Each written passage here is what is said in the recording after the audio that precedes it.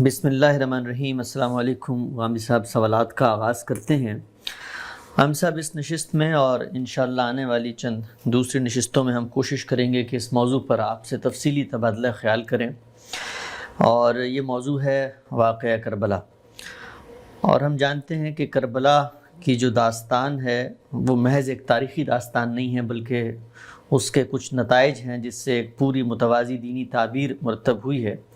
تو ہم اس کے جملہ پہلوؤں پر آپ کا جو تجزیہ ہے، آپ کی جو رائے ہے، اس کو سمجھنے کی کوشش کریں گے۔ سب سے پہلے آغاز کرتے ہیں اس بات پر، آپ طالب علموں کو ایجوکیٹ کریں اور ہمیں سمجھائیں کہ جو تاریخی واقعات ہوتے ہیں ان کو دیکھنے کا ایک سائنٹیفک طریقہ کیا ہے، یعنی تاریخ کے اندر جو قیل کال، جو ربط یابس، جو باتیں ہم تک پہنچ رہی ہوتی ہیں، وہ کون سا ایسا میزان ہے جس کے تحت تاریخی واقعات کو دیکھا جانا چاہیے، ان کی حیثیت کیا ہوتی ہے، کیسے ان میں باتیں نقل ہوتی ہیں، اور کسی چیز کو ماخذ بنانا تاریخ کی حیثیت میں، یہ استدلال کی دنیا میں کہاں کھڑا ہوتا ہے؟ یہاں سے گفتگو کا آغاز کرتے ہیں، بتائیے گا۔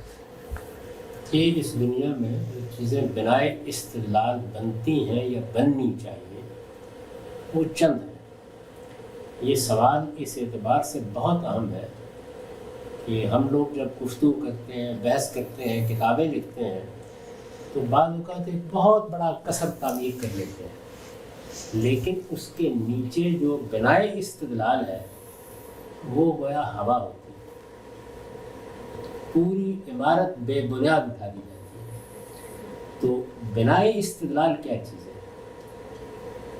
سامنے کی بات ہے کہ سب سے واضح بنائے استدلال تو ہمارا مشاہدہ اور تجربہ ہوتا ہے۔ اللہ تعالیٰ نے ہمیں حواس دیے، قرآن مجید نے ان حواس پر اعتماد پیدا کیا ہے اپنے استدلال سے، یعنی کائنات ہمیں دکھائی ہے اور اس کے بعد یہ کہا ہے کہ اس پر غور کرو، اس کو دیکھو۔ یہ بنائے استدلال ہے جو سائنس کی بنائے استدلال بنی۔ کہا جاتا ہے نا کہ یہ تو گویا یؤمنون بالتجربہ والشہود ہے جس پر سائنس مبنی ہے۔ تو اس میں کیا ہوتا ہے؟ ایک چیز ہمارے حواس کی گرفت میں آئے گی، حواس کو ہم آلات سے بڑھا بھی لیتے ہیں۔ آپ جانتے ہیں کہ اب ہم مریخ کی آوازیں سن لیتے ہیں، عطارد کی چیزیں دیکھ لیتے ہیں، چاند پر چلے جاتے ہیں، تو اس کو بڑھا بھی لیتے ہیں۔ ایک بنائے استدلال یہ۔ دوسری بنائے استدلال، جس وقت کچھ چیزیں ہمارے تجربے اور مشاہدے میں آ جاتی ہیں تو ہم ان سے استنباط کرتے ہیں، انفر کرتے ہیں، یعنی وہ چیز سامنے آتی ہے۔ اس کو ایک سادہ سی مثال سے سمجھ لیجئے، یعنی میرے سامنے ایک شخص آتا ہے، اس کی تمام حرکات میں ایک توازن ہے، گفتگو کرتا ہے، جملوں میں ربط ہے، بات کرتا ہے یا میری بات سنتا ہے تو اس کے رد عمل کو میں سمجھتا ہوں، تو میں کہتا ہوں اس کے اندر عقل ہے، عاقل ہے۔ یہی چیزیں بے ربط ہو جائیں تو میں کہتا ہوں کہ غالباً پاگل ہے۔ تو اب یہاں میں نے اپنے تجربے اور اپنے مشاہدے سے، یعنی جو کچھ پایا ہے اس سے انفر کیا ہے۔ عقل مجھے نظر نہیں آ رہی، لیکن اس کے آثار کو میں نے دیکھا اور آثار سے نتیجہ نکالا۔ اس کو کہتے ہیں عقلی استدلال۔ آپ جانتے ہیں کہ جو مذہبی حقائق ہیں، فلسفیانہ حقائق ہیں، وہ سب تجربے اور مشاہدے پر مبنی نہیں ہوتے۔ ان میں تجربے اور مشاہدے سے جو کچھ سامنے آتا ہے اس سے عقلی استدلال یا عقلی استنباط کیا جاتا ہے۔ اس لیے بہت سے لوگوں کو آپ نے دیکھا ہوگا کہ وہ اطمینان سے کہتے ہیں کہ اچھا جی آپ یہ بتائیے کہ اللہ تعالیٰ کی کوئی تجرباتی دلیل ہے؟ دیکھیے ہم نے کائنات ہے، اس کے آثار ہیں، تو اللہ تعالیٰ کے وجود پر جب استدلال ہوگا، آخرت پر استدلال ہوگا، مذہبی حقائق پر استدلال ہوگا، فلسفیانہ حقائق پر استدلال ہوگا، تو عقلی استدلال ہوگا۔ یہ دوسری بنائے استدلال ہے، اور ظاہر ہے کہ ہماری دنیا اس پر کھڑی ہے، علوم اس پر کھڑے ہیں۔ دوسری چیز ہے۔ تیسری بڑی چیز ہے وہ تاریخ ہے، لیکن تاریخ کے دو حصے ہیں۔ تاریخ کا ایک حصہ وہ ہے جس کو آپ اسٹیبلشڈ ہسٹری کہتے ہیں۔ مثال کے طور پر یہ کہ مغلوں کی حکومت ہندوستان میں قائم ہوئی، مثال کے طور پر کارل مارکس نے ڈاس کیپٹل لکھی، مثال کے طور پر قائد اعظم نے پاکستان بنایا۔ یہ اسٹیبلش ہسٹری ہوتی ہے، یعنی یہ اس کی محتاج نہیں ہوتی کہ کتاب میں پڑھیں گے تو جانیں گے، اس کی محتاج نہیں ہوتی کہ کسی کی روایت معلوم ہوگی تو جانیں گے۔ تو یہ اسٹیبلشڈ ہسٹری جو ہے اس سے بھی استدلال کیا جاتا ہے۔ استدلال کی محکم بنیادیں یہ جن سے ہم استدلال کرتے ہیں۔ اس کے بعد وہ تاریخ ہے کہ جو تاریخ اخبار احاد پر مبنی ہوتی ہے۔ یہ اخبار احاد فنی اصطلاح ہے۔ اس کا مطلب یہ ہے کہ کوئی واقعہ ہوا، اب یہ ہے کہ اکبر کے دربار میں کیا گفتگو ہوئی تھی، کسی مورخ نے لکھ دیا، روز نامچہ نویس نے بیان کر دیا، کوئی صاحب وہاں موجود تھے انہوں نے اس کی کہانی کہہ دی، غالب بہادر شاہ ظفر سے ملنے کے لیے گئے تھے، یہ اس میں بات ہوئی تھی، خود غالب نے بیان کر دیا، دیکھنے والے نے بیان کر دیا۔ ظاہر ہے کہ یہ سب بھی تاریخ کا بڑا سرمایہ ہوتا ہے جتنا بھی۔ یہ جو تاریخ کا سرمایہ ہے، کیا اس سرمایے کو، یعنی یہ جو اخبار احاد سے ملتا ہے، کیا اس کو کسی عقیدے کی بنیاد بنایا جا سکتا ہے؟ کیا اس کی بنیاد کے اوپر مذہبی حقائق ثابت کیے جا سکتے ہیں؟ اس کا جواب یہ ہے کہ نہیں ثابت کیے جا سکتے۔ اس لیے ہمارے دین کی جو بنیاد رکھی گئی ہے وہ اسٹیبلشڈ ہسٹری پر رکھی گئی، یعنی قرآن مجید اللہ کی کتاب ہے۔ رسالت مآب صلی اللہ علیہ وسلم نے ایک خاص دور میں یہ قرآن دیا۔ اب یہ یوں نہیں ہوا کہ قرآن مجید کا کوئی ایک نسخہ مل گیا، قرآن مجید کی کوئی چند آیات مل گئیں۔ قرآن مجید کو رسالت مآب صلی اللہ علیہ وسلم نے لوگوں کے سامنے پڑھا، سننے والوں نے سنا، لکھنے والوں نے لکھا، یاد کرنے والوں نے یاد کیا۔ وہ سینکڑوں ہزاروں کی تعداد میں تھے اور انہوں نے اس کو اجماع اور تواتر سے منتقل کر دیا۔ ایسے ہی کہ جس طریقے سے تاریخ کے اسٹیبلشڈ حقائق منتقل ہوا کرتے ہیں، ایسا ہی معاملہ نماز کے ساتھ ہوا، ایسا ہی روزے کے ساتھ ہوا، ایسا ہی حج و عمرہ کے ساتھ ہے، ایسا ہی قربانی کے ساتھ ہے، اور اس طرح کے جتنے سنن ہیں جن پر عمل کرتے ہیں۔ تو ہمارا پورا کا پورا دین اس طریقے سے بالکل محفوظ ہم تک پہنچ گیا ہے۔ دین کی بنائے استدلال یہ قرآن اور یہ سنت ہے، اور یہ اجماع اور تواتر سے، یعنی ان ذرائع سے منتقل ہوئی ہے جن سے اسٹیبلشڈ ہسٹری منتقل ہوا کرتی ہے ہمیشہ۔ اس میں ظاہر ہے کہ کوئی شک و شبہ کی گنجائش نہیں ہوتی۔ اس دین کو ہر شخص کو اختیار کرنا، اس پر عمل کرنا۔ اس کے بعد اب لوگوں کی باتیں، لوگوں کی باتیں رسالت مآب صلی اللہ علیہ وسلم کے بارے میں بھی ہیں، لوگوں کی باتیں صحابہ کے بارے میں بھی ہیں۔ رسالت مآب صلی اللہ علیہ وسلم سے سنی ہوئی کوئی دیکھی ہوئی بات لوگ بیان کرتے ہیں تو اسے ہم حدیث کہتے ہیں، وہ بھی تاریخی ریکارڈ ہے۔ اچھا، صحابہ کی سنی ہوئی باتیں، دیکھی ہوئی باتیں لوگ بیان کرتے ہیں تو انہیں ہم آثار کہتے ہیں۔ اس کے بعد پھر جو صحابہ کے بعد ہے، تاریخی واقعات، مغازی، روایات، وہ شروع ہو جاتی۔ تو یہ تاریخی سرمایہ جو ہمارے پاس موجود ہے، یہ آپ باور کیجئے کہ کوئی کم و بیش رسول اللہ کے 100 سال بعد تک کسی مورخ کے قلم کا منتظر رہا ہے۔ یعنی لوگوں نے اپنے طور پر کچھ چیزیں لکھی بھی ہیں، حضور کے زمانے ہی سے لکھی ہیں، لیکن کوئی باقاعدہ ہسٹورین، کوئی باقاعدہ مورخ یہ وہ مرتب نہیں کر سکا۔ یہ لوگوں کی روایات، لوگوں کی لکھی ہوئی چیزیں جو انہوں نے سنا لکھ لیا، وہ موجود رہیں۔ بڑا قیمتی سرمایہ ہے، بہت قیمتی سرمایہ ہے، اس لیے کہ اس دور کی تاریخ ہمیں اسی سے معلوم ہوتی ہے۔ لیکن اس کو آپ کسی عقیدے کا ماخذ بنائیں، اس کو آپ کسی مستقل بذات دینی عمل کا ماخذ بنائیں، اس کی بنیاد پر کوئی فرقہ قائم کر لیں، اس کی بنیاد پر دوسروں کی تغلیط اور تردید کریں، یہ نری سفاہت ہے۔ کسی حال میں بھی یہ نہیں ہونا چاہیے۔ یعنی محکم بنیادوں کے اوپر ہمیشہ اپنے دین کو قائم رکھنا چاہیے، علوم کو قائم رکھنا چاہیے۔ قرآن مجید یہ کہتا ہے کہ العلم پر بنیاد رکھو۔ تو باقی جو تاریخی چیزیں ہیں ان کے بارے میں جذباتی ہو جانا، واقعات کی تعبیروں کی بنیاد پر لوگوں کی تضلیل تفسیق کرنا، اس کی بنیاد پر الگ الگ فرقے قائم کر لینا، یہ اصل میں وہ بیماری ہے جس سے اللہ کی پناہ مانگنی چاہیے۔ اور یہ ہمارے ہاں جس طرح باقی معاملات میں ہوا ہے، اسی طرح واقعہ کربلا کے بارے میں بھی ہوا ہے۔ غام صاحب یہ بتائیے کہ جو آپ نے استدلال کے ماخذ یا ذرائع بتائے جن کے ذریعے ایک انسان حقیقت تک پہنچ سکتا ہے، اس میں آپ نے تاریخی ذریعے کو تو مانا، لیکن اس میں فرق کیا کہ ایک اسٹیبلش ہسٹری ہے اور ایک وہ ہے جو لوگ منتقل کر رہے ہیں۔ اس میں فرق کیسے کیا جائے گا؟ کون کرے گا؟ مثلا یہ تو ہسٹری میں اسٹیبلش ہو گیا کہ اکبر ایک بادشاہ تھا، اس نے حکومت کی، لیکن اس نے انارکلی کو دیوار میں چنوایا بھی تھا، یہ بھی تو ایک زبان زد عام بات ہے۔ ان میں فرق کی کیا بنیاد ہے؟ کون فرق کرے گا ان کی طرف؟ چیزیں جب زبان زد عام ہو جاتی ہیں تو پھر ان کی تحقیق کی جاتی ہے کہ کب سے زبان زد عام ہوئی۔ دیکھیے نا، اسٹیبلش ہسٹری جو ہے وہ یہاں سے لے کر جب وہ واقعہ ہوا ہے وہاں تک ایک ہی سطح پہ کھڑی ہوتی ہے. لیکن اس طرح کی چیزیں کبھی 50 سال بعد پیدا ہوتی ہیں، کبھی 20 سال بعد پیدا ہوتی ہیں، کبھی ان کا ماخذ باہر کوئی آدمی ہوتا ہے جو قصہ سنا رہا ہوتا ہے، تو جلد معلوم ہو جاتا ہے کہ ایسے کیسے ہوا ہے. مثلا ہمارے ہاں دیکھ لیجئے، مسلمانوں کے ہاں نماز ہے، حج ہے، عمرہ ہے. رسالت مآب صلی اللہ علیہ وسلم کے زمانے سے کوئی انقطاع ان میں نہیں ہوا، لیکن کتنی اور چیزیں ہیں کہ جو مسلمانوں نے اب پیدا کر لی ہوئی ہیں اور وہ ان کے لیے مراسم رسوم بن چکی ہیں.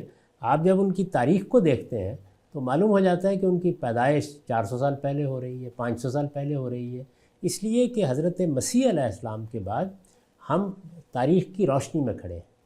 اس کو کہتے ہیں کہ ہم ہسٹورک ایج میں ہیں، پری ہسٹورک ایج ختم ہو چکی ہے. تو اس وجہ سے یہاں اب صرف اتنا نہیں ہوتا کہ چین زبان زد عام ہو گئی ہے، بلکہ اس کے ساتھ اس کی تاریخ بھی محفوظ ہو جاتی ہے. تو صاف معلوم ہو جاتا ہے کہ کیا چیز ہے کہ جو اسٹیبلش ہسٹری کی حیثیت رکھتی ہے اور کیا لوگوں کی روایت پر مبنی ایک چیز ہے کہ جو اختیار کر لی گئی ہے. ہمارے ہاں آپ یہ دیکھیے کہ مثلا یہ ایک عام طریقہ ہے کہ بچہ پیدا ہوتا ہے تو کان میں اذان دیتے ہیں. خود مجھے تحقیق میں شروع میں یہ احساس ہوا کیونکہ سب علماء لکھتے ہیں، کتابوں میں لکھا ہوا ہے، فقہی کتابوں میں لکھا ہوا ہے. تو جب پہلے خیال ہوا کہ یہ ایک اسٹیبلش سننا ہے، تحقیق کرنے سے معلوم ہوا کہ ایک روایت سے کئی صدیوں بعد یہ عمل پیدا ہوا ہے. تو ایسا نہیں ہے کہ ہماری خاص طور پر مذہبی تاریخ یہ کوئی کہیں گم ہو گئی ہوئی ہے. رسالت مآب صلی اللہ علیہ وسلم سے لے کے اب تک ایک ایک چیز کے بارے میں ہم جانتے ہیں کہ کون سی چیز اسٹیبلش ہسٹری ہے اور کون سی چیز ہے کہ جو ایک خاص دور میں پیدا ہو کے پھر شائع و ضائع ہو گئی. اچھا، ہم سے یہ بتائیے کہ یہ جو اسٹیبلش ہسٹری ہوتی ہے یہ اپنی ذات میں ایک بالکل قطعی اور مسلمہ درست حقیقت ہوتی ہے، یا اس کو بھی عقل کی میزان کے تحت رکھ کے دیکھنا پڑتا ہے؟ یعنی یہ لازم ہے کہ جو چیز اسٹیبلش ہسٹری بنے گی اس میں کوئی امکان نہیں ہے کسی غلطی کا؟ نہیں، غلطی کے امکان ہر جگہ ہوتے ہیں. دیکھیے مثال کے طور پر یہ اسٹیبلش ہسٹری بن گئی مسیحیوں کے ہاں کہ سیدنا مسیح علیہ السلام کو صلیب دے دی گئی تھی، اس لیے کہ انہوں نے دیکھا ایسے ہی آگے بیان ہونا شروع ہو گیا. ایک بڑا واقعہ تھا جو ہوا، سینکڑوں لوگوں نے اس کو بیان کیا، لیکن قرآن مجید نے 500-550 سال بعد آ کے یہ بتایا کہ تم جھوٹ نہیں بول رہے. واقعہ تو ہوا لیکن وہ حضرت مسیح نہیں تھے، معاملہ تم پر مشتبہ کر دیا گیا. تو ایسا بھی ہوتا ہے کہ کسی چیز میں غلطی لگ جائے. اب یا تو پھر اللہ تعالیٰ اس کے بارے میں بتائیں گے، یا یہ ہے کہ علم و عقل کے مسلمات متنبع کر دیں گے کہ یہاں کوئی غلطی لگ گئی ہے. اسباب معلوم ہو جائیں گے نا. یعنی اچانک ایک دن ایک آدمی آ کے یہ کہے کہ لوگوں کو غلطی لگ گئی ہے کہ مغلیہ حکومت کبھی یہاں قائم ہوئی تھی، تو پھر بتائے گا نا کیسے غلطی لگی. تو یہ بات تو سننے کے لیے تیار ہیں ہم، لیکن اسٹیبلش ہسٹری اتنی آسانی سے چیلنج نہیں ہوتی. اچھا، ہم سب یہ بتائیے کہ آپ نے رسول اللہ صلی اللہ علیہ وسلم کے عہد کا تو بتایا کہ ان کے عہد میں ان سے منسوب باتیں جو لوگ بیان کر. ایک سوال اور، ہمارے علماء یہ کہتے ہیں کہ اسٹیبلش ہسٹری کے علاوہ جو خبر واحد ہے، جو لوگوں کی رپورٹنگز ہیں، وہ بھی بسا اوقات اسٹیبلش ہسٹری کا درجہ پا لیتی ہیں. مثلا وہ اس کو تواتر کی اصطلاح سے بیان کرتے ہیں. اس کو کیسے دیکھتے ہیں آپ؟ اس کا ایک حصہ ایسا ہوتا ہے، یعنی اب مثال کے طور پر یہ کہ عباسیوں کی سلطنت قائم ہوئی، امویوں کی سلطنت قائم ہوئی، تو یہ چیزیں جو ہے یہ تو اسٹیبلش ہسٹری ہے نا، اس میں تو کوئی شک ہی نہیں ہے. کربلا کا واقعہ ہوا، یہ بھی ایک اسٹیبلش ہسٹری کی بات ہے. یا جنگ صفین ہوئی، جنگ جمل ہوئی، یا صحابہ کے درمیان کچھ اس طرح کے مشاجرات ہوئے جن کی ہم تفصیل پڑھتے ہیں، تو بالاجمال تو وہ چیزیں موجود ہوتی ہیں اس طرح کی. لیکن جب آپ ان کو پیچھے لے جاتے ہیں، یہ معلوم کرتے ہیں کہ یہ خبر کہاں سے چلی ہے، تو یہ اصل میں ایک وقت ایسا ہوتا ہے جس میں پتہ چل جاتا ہے کہ یہ آخر تک نہیں پہنچتی. تو وہ علماء جب یہ کہتے ہیں تو اس کا مطلب یہ تھا بعد کے ادوار میں لوگوں نے اس کو قبول کر لیا. وہ اپنی ابتدا میں تو ایک خبر واحد ہی ہوتی ہے، کسی ایک آدمی نے، 2 آدمی نے، 10 آدمیوں نے کوئی چیز بیان کی ہے. تواتر کی تعریف یہ نہیں ہے کہ ایک جو ہے وہ نہ ہو، نہیں، 1 2 4 لوگ بیان کرتے ہیں. تواتر کی تعریف یہ ہے کہ اتنے لوگ اس کو بیان کریں، اتنے مختلف مواقع پر اس کو بیان کریں، اور نسلاً بعد نسلاً بیان کریں، پہلے دن سے بیان کریں یا روایت کریں یا عمل پیرا ہوں اس کے اوپر، کہ کہ ان کے جھوٹ پر جمع ہونے کو عقلاً محال سمجھا جائے. یہ تاریخ ہے. اچھا عام صاحب، یہ جو تاریخی استدلال ہے اس میں آثار سے جو استدلال کیا جاتا ہے، کیا وہ بھی تاریخی استدلال میں آتا ہے؟ اور اگر آتا ہے تو وہ پھر کہاں آتا ہے، اسٹیبلش ہسٹری میں، یا وہ اس کو کیسے دیکھیں گے؟ دیکھیے آثار آپ کو مل جاتے ہیں، یعنی ہمارے ہاں آرکیالوجی کے ماہرین ہیں، زمین کھودتے ہیں، چیزیں تلاش کر لیتے ہیں. اس میں ایک حصہ تو وہ ہوتا ہے کہ جو بعض اوقات بالکل قطعی ہو جاتا ہے علمی لحاظ سے. مثلاً آپ کو کوئی ڈھانچہ ملا ہے، کوئی فاسلز یا متحجرات ملے ہیں، اور ان کو آپ نے کاربن ڈیٹنگ کر کے معلوم کر لیا کہ ان کی عمر کیا ہے، تو آپ کہوں بے یقینی جگہ پہنچ گئے. کچھ چیزیں جن کو قیاس کیا جاتا ہے، یعنی آپ نے مثال کے طور پر وہاں کچھ بت دیکھے یا اور اس طرح کی بعض مورتیاں بنی ہوئی دیکھیں، تو یہ خیال کیا کہ اس بستی میں شرک رہا ہوگا. تو یہ ظاہر ہے کہ استنباط و قیاس ہوتا ہے. یا کسی جگہ مل گئے تو آپ اس سے یہ اندازہ کرتے ہیں کہ یہ کوئی معبد ہوگا، کوئی عبادت گاہ ہوگی، کوئی استھان ہوگا. تو اس میں بھی پھر وہی چیز ہوتی ہے کہ آثار کو دیکھ کر آپ عقلی استنباط کر رہے ہوتے ہیں. عقلی استنباط غلط بھی ہو سکتا ہے، صحیح بھی ہو سکتا ہے. اچھا عام صاحب، یہ بتائیے کہ یہ جو اسٹیبلش ہسٹری کے علاوہ ہسٹری کا دوسرا حصہ ہے جس کو لوگ منتقل کر رہے ہوتے ہیں، یہ بھی ظاہری بات ہے ایک ماحول اور ایک واقعے کی تصویر آپ تک پہنچا رہا ہوتا ہے. اس میں حقائق کو آپ نے یہ بات واضح کر دی کہ دین کی کسی ہدایت کی بنیاد تو اس ہسٹری کے اس دوسرے حصے کو نہیں بنایا جا سکتا. لیکن ایک طالب علم، جب ہسٹری کا طالب علم جائزہ لینا چاہتا ہے پیچھے کی تصویر کا، تو کون سی چیزیں ہیں جو اس دوسری ہسٹری جو ہاتھ کے ذریعے پہ منتقل ہو رہی ہے اس کی روشنی میں اس کو دیکھنا چاہیے؟ کچھ وہ عقلی مسلمات ہیں، کچھ وہ امکان وقوع کی کیفیات ہیں. وہ کیا چیزیں ہیں جن سے اس ہسٹری کا مطالعہ کرنا چاہیے؟ یہ ہمارے ہاں اس کے لیے بہت اعلیٰ درجے کا کام ہوا ہے. اور یہ رسالت مآب صلی اللہ علیہ وسلم سے متعلق تاریخی ریکارڈ پر تو فی الواقع بہت غیر معمولی ہوا ہے. ہم مسلمان اس کے اوپر اللہ کا شکر ادا کرتے ہیں جو ہمارے ہاں حدیث کے ماہرین نے کیا ہے، محدثین جن کو کہا جاتا ہے. تاریخ کے معاملے میں بھی ہمارے ہاں جو روایات ہیں ان میں ہم یہ دیکھتے ہیں کہ یہ روایات کیا ہیں، بیان کرنے والے کی عقلی حیثیت کیا ہے، زمانہ کیا ہے، کس طور سے یہ بات شروع ہوئی ہے، یہ ساری چیزیں دیکھتے ہیں. حدیث میں تو اس کے قطعی قاعدے بنا دیے گئے ہیں کہ اس کی سیرت دیکھیں گے، کردار دیکھیں گے، اس کی سند کا اتصال دیکھیں گے کہ زمانہ بھی موجود تھا یا نہیں، ملاقات بھی ہو سکتی تھی یا نہیں، اس کے حفظ و اتقان کو دیکھیں گے.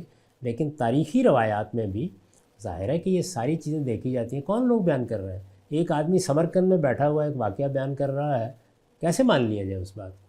یعنی وہ واقعہ کہاں کا ہے؟ مکے کا واقعہ ہے.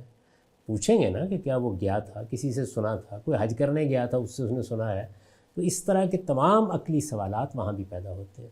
جب ہمارے سامنے یہ چیزیں آتی ہیں تو جو ہمارے ہاں جو کسی چیز کے وقوع پذیر ہونے کے امکانات ہیں ان کی روشنی میں بھی اس کا جائزہ لیا جاتا ہے. ابن خلدون نے بعض مثالیں دی ہیں کہ بھائی اگر آپ یہ کہیں گے کہ 35 لاکھ لوگوں نے آ کے طور کے دامن میں خیمے لگا دیے، تو سوال یہ ہے کہ اس میدان کو آج بھی دیکھا جا سکتا ہے، وہاں وہ خیمے لگ بھی سکتے ہیں یا نہیں؟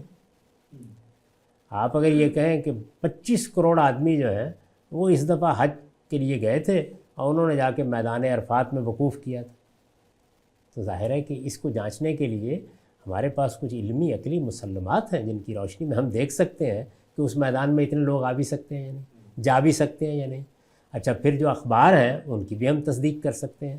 تو جتنے بھی علمی عقلی ذرائع ہوتے ہیں وہ سارے اختیار کیے جاتے ہیں اور اس کے بعد پھر اندازہ کیا جاتا ہے کہ کیا بات ہوئی ہوگی. اسی طرح سماجی حالات، تمدنی حالات، انسانوں کی نفسیات کیسے کام کرتی ہے، انسان اجتماعی زندگی میں کیسے بیہیو کرتے ہیں، ان تمام چیزوں کا بھی اچھا علم ہونا چاہیے. ایک تاریخ کا جو محقق ہے وہ دیکھے گا، بہت دقت نظر سے دیکھے گا کہ جو بات بیان کی جا رہی ہے یہ کیسے ممکن ہو سکتی ہے، کیا انسانی نفسیات سے مطابقت رکھتی ہے، کیا انسان ایسی بات کرتے ہیں. اچھا بحثیت مجموعی جن لوگوں کے بارے میں بات بیان کی جا رہی ہے ان سے متعلق بھی ایک رائے ہوتی ہے. دیکھیے قرآن نے اس کو معیار بنا دیا اور یہ کہا کہ تم لوگوں کو اس وقت جو لوگ رسول اللہ پر ایمان لائے ہیں ان کے بارے میں کوئی بری خبر اگر تم نے سنی تو تمہیں اہل ایمان کے بارے میں اچھا گمان رکھنا چاہیے. اور تم نے جب اتنی بری خبر سنی کہ ایک تہمت، ایک بہتان کا ذکر سنا، تو تم نے یہ کیوں نہ کہا کہ سبحانہ کا حاذا بہتان عظیم، تو گویا حالات، قرائن، شخصیات، کن لوگوں کے بارے میں بات بیان ہو رہی ہے، یہ ساری چیزیں سامنے رکھ کر پھر کوئی رائے قائم کی جاتی ہے۔ ایسا نہیں ہوتا کہ بس کتاب میں لکھا ہوا ہے، ایک شخص نے بیان کر دیا ہے، کسی نے حدثنا اخبرنا کہہ کے روایت کر دیا ہے، تنہا یہ بات کافی نہیں ہوتی۔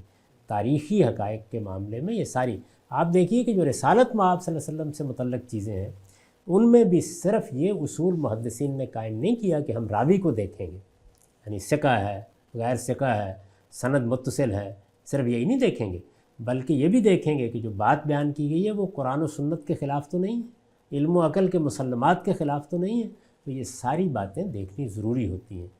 تو یہ معاملہ تو ان روایات کا ہے جو صحابہ کرام کی نسبت سے بیان ہوئی ہیں، رسالت مآب صلی اللہ علیہ وسلم کے بارے میں بیان ہوئی ہیں، تو تابع دیگراں چہ رسد باقی تاریخ کو علم، عقل، سماج، تصورات، ہر چیز کی روشنی میں پرکھا جاتا ہے۔